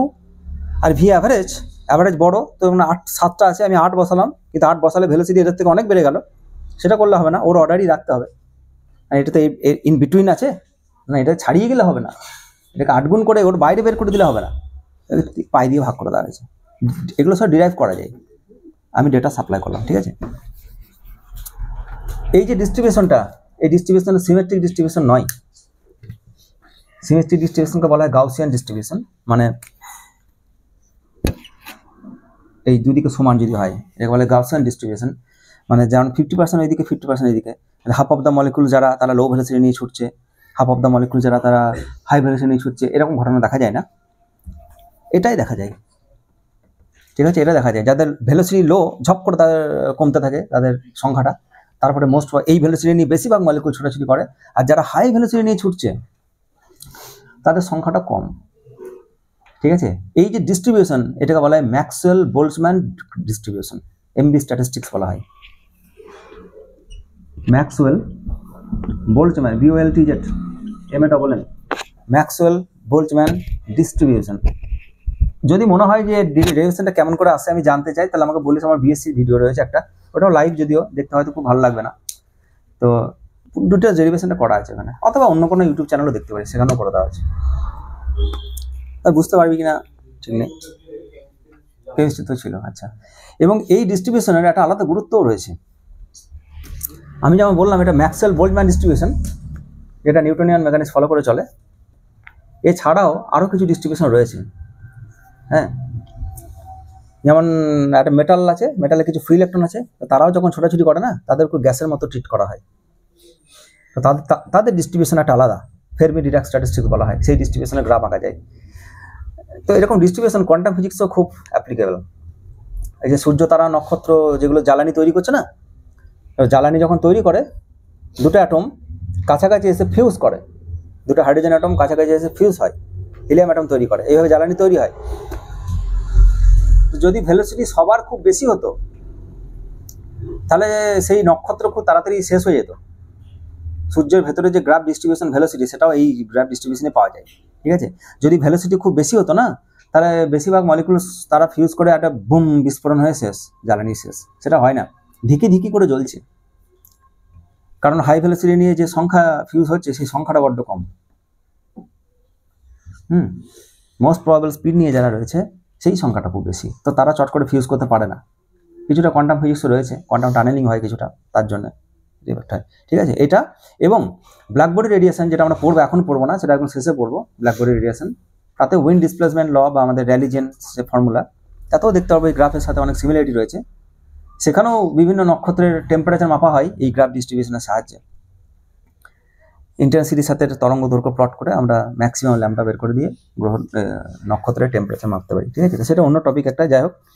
আর যদি টেম্পারেচার চেঞ্জ করে দিই, তাহলে এই গ্রাফের পিক চেঞ্জ হয়ে যায়, এরকম কিছু একটা পিক চেঞ্জ হতে পারে, ঠিক আছে। একটা নির্দিষ্ট টেম্পারেচারের জন্য এগুলো ফিক্সড, আদার্স চেঞ্জ হয়। বেশ, ঠিক আছে। এটা ছিল আমাদের কাইনেটিক থিওরি অফ গ্যাস। এখান থেকে কী কী প্রশ্ন দেবে? আইডিয়াল গ্যাস ইকুয়েশন থেকে অঙ্ক দেবে, PV = nRT থেকে। আর PV = nRT যে ইকুয়েশনটা পেলাম, সেখান থেকে ছোটোবেলার ইকুয়েশনে আমরা ফেরত চলে যেতে পারি আবার। PV = nRT, mole number constant, আর কনস্ট্যান্ট, ভলিউম যদি আমাদের কনস্ট্যান্ট, টেম্পারেচার যদি কনস্ট্যান্ট করে দিই, এই তিনটে যদি কনস্ট্যান্ট করে দিই, তাহলে P ভ্যারিজেস 1/V, বয়েলের সূত্র। বলা হয় নির্দিষ্ট গ্যাসের ক্ষেত্রে আর তো কনস্ট্যান্ট, নির্দিষ্ট মোল যদি নিই, অ্যামাউন্ট ফিক্স করতে হবে তোমাকে। সে বেলুন ফোলাচ্ছি, প্রেসার বাড়ছে, আয়তন বাড়ছে, তাহলে কি বয়েলের সূত্র মানে না, কারণ মোল ফিক্স নয়। তো ফিক্সড যেন হতে হবে। টেম্পারেচার যদি ফিক্সড হয়, তাহলে P = 1/V, এটাকে বলা হয় কি বয়েলের সূত্র। এবং গ্রাফ কেমন পাই আমরা? এটাকে বলে আইসোথার্ম, সমষ্ণ বলা হয়। আমরা এটা নিয়ে প্রচুর কাজ, আমাদের থার্মোডাইনামিক্সে এই গ্রাফ নিয়ে প্রচুর কাজ। এটা 1 নম্বর। 2 নম্বর, যদি টেম্পারেচার ফিক্স না করে দিই, যদি প্রেসার ফিক্স করে দিই, বাকিদের ফিক্স করে দিই, তাহলে V ভার্সেস চার্লসের সূত্র, ঠিক আছে। এখানে কে ফিক্সড? প্রেসার ফিক্সড আর কে N ফিক্সড, এই দুটো ফিক্সড। এবার যদি কি ফিক্স করে দেওয়া যেতে পারে? এবার V ফিক্স করে দিই, এবার V আর N ফিক্স করে দাও, তাহলে P = চাপের সূত্র, যেটা দিয়ে কনস্ট্যান্ট ভলিউম গ্যাস থার্মোমিটার ব্যবহার করা হয়। আরেকটা রয়েছে, সেটা হচ্ছে যদি P fixed, V fixed, T fixed, তাহলে N ও ফিক্সড, N1 = N2, এটাকে বলে অ্যাভোগাড্রো সূত্র। যদি সবাইকে একই প্রেসার, বিভিন্ন gas, independent of gas, carbon dioxide, carbon monoxide, any type of gas নাও, তাতে প্রেসার ফিক্সড করে দাও, ভলিউম ফিক্স করে দাও, টেম্পারেচার ফিক্স করে দাও, তাহলে সবার সম পরিমাণ মোল থাকবে, তাই তো? তা সেটাকে বলে অ্যাভোগাড্রো সূত্র। সো N1 = N2, এরকম কিছু একটা অ্যাভোগাড্রো সূত্র বলা হয়। এই চারটে সূত্রতে আমরা ব্যাক করতে পারি আবার, এবং তাদের কারেসপন্ডিংলি গ্রাফ টানতে পারি। তো এই গ্রাফগুলো হোমওয়ার্ক থাক, আমরা পরের দিন আজকে বোধহয় আর হবে না, আজকে আর হবে না, আমরা পরের দিন শুধুমাত্র কাইনেটিক থিওরি অফ গ্যাস থেকে অঙ্ক করে যাব।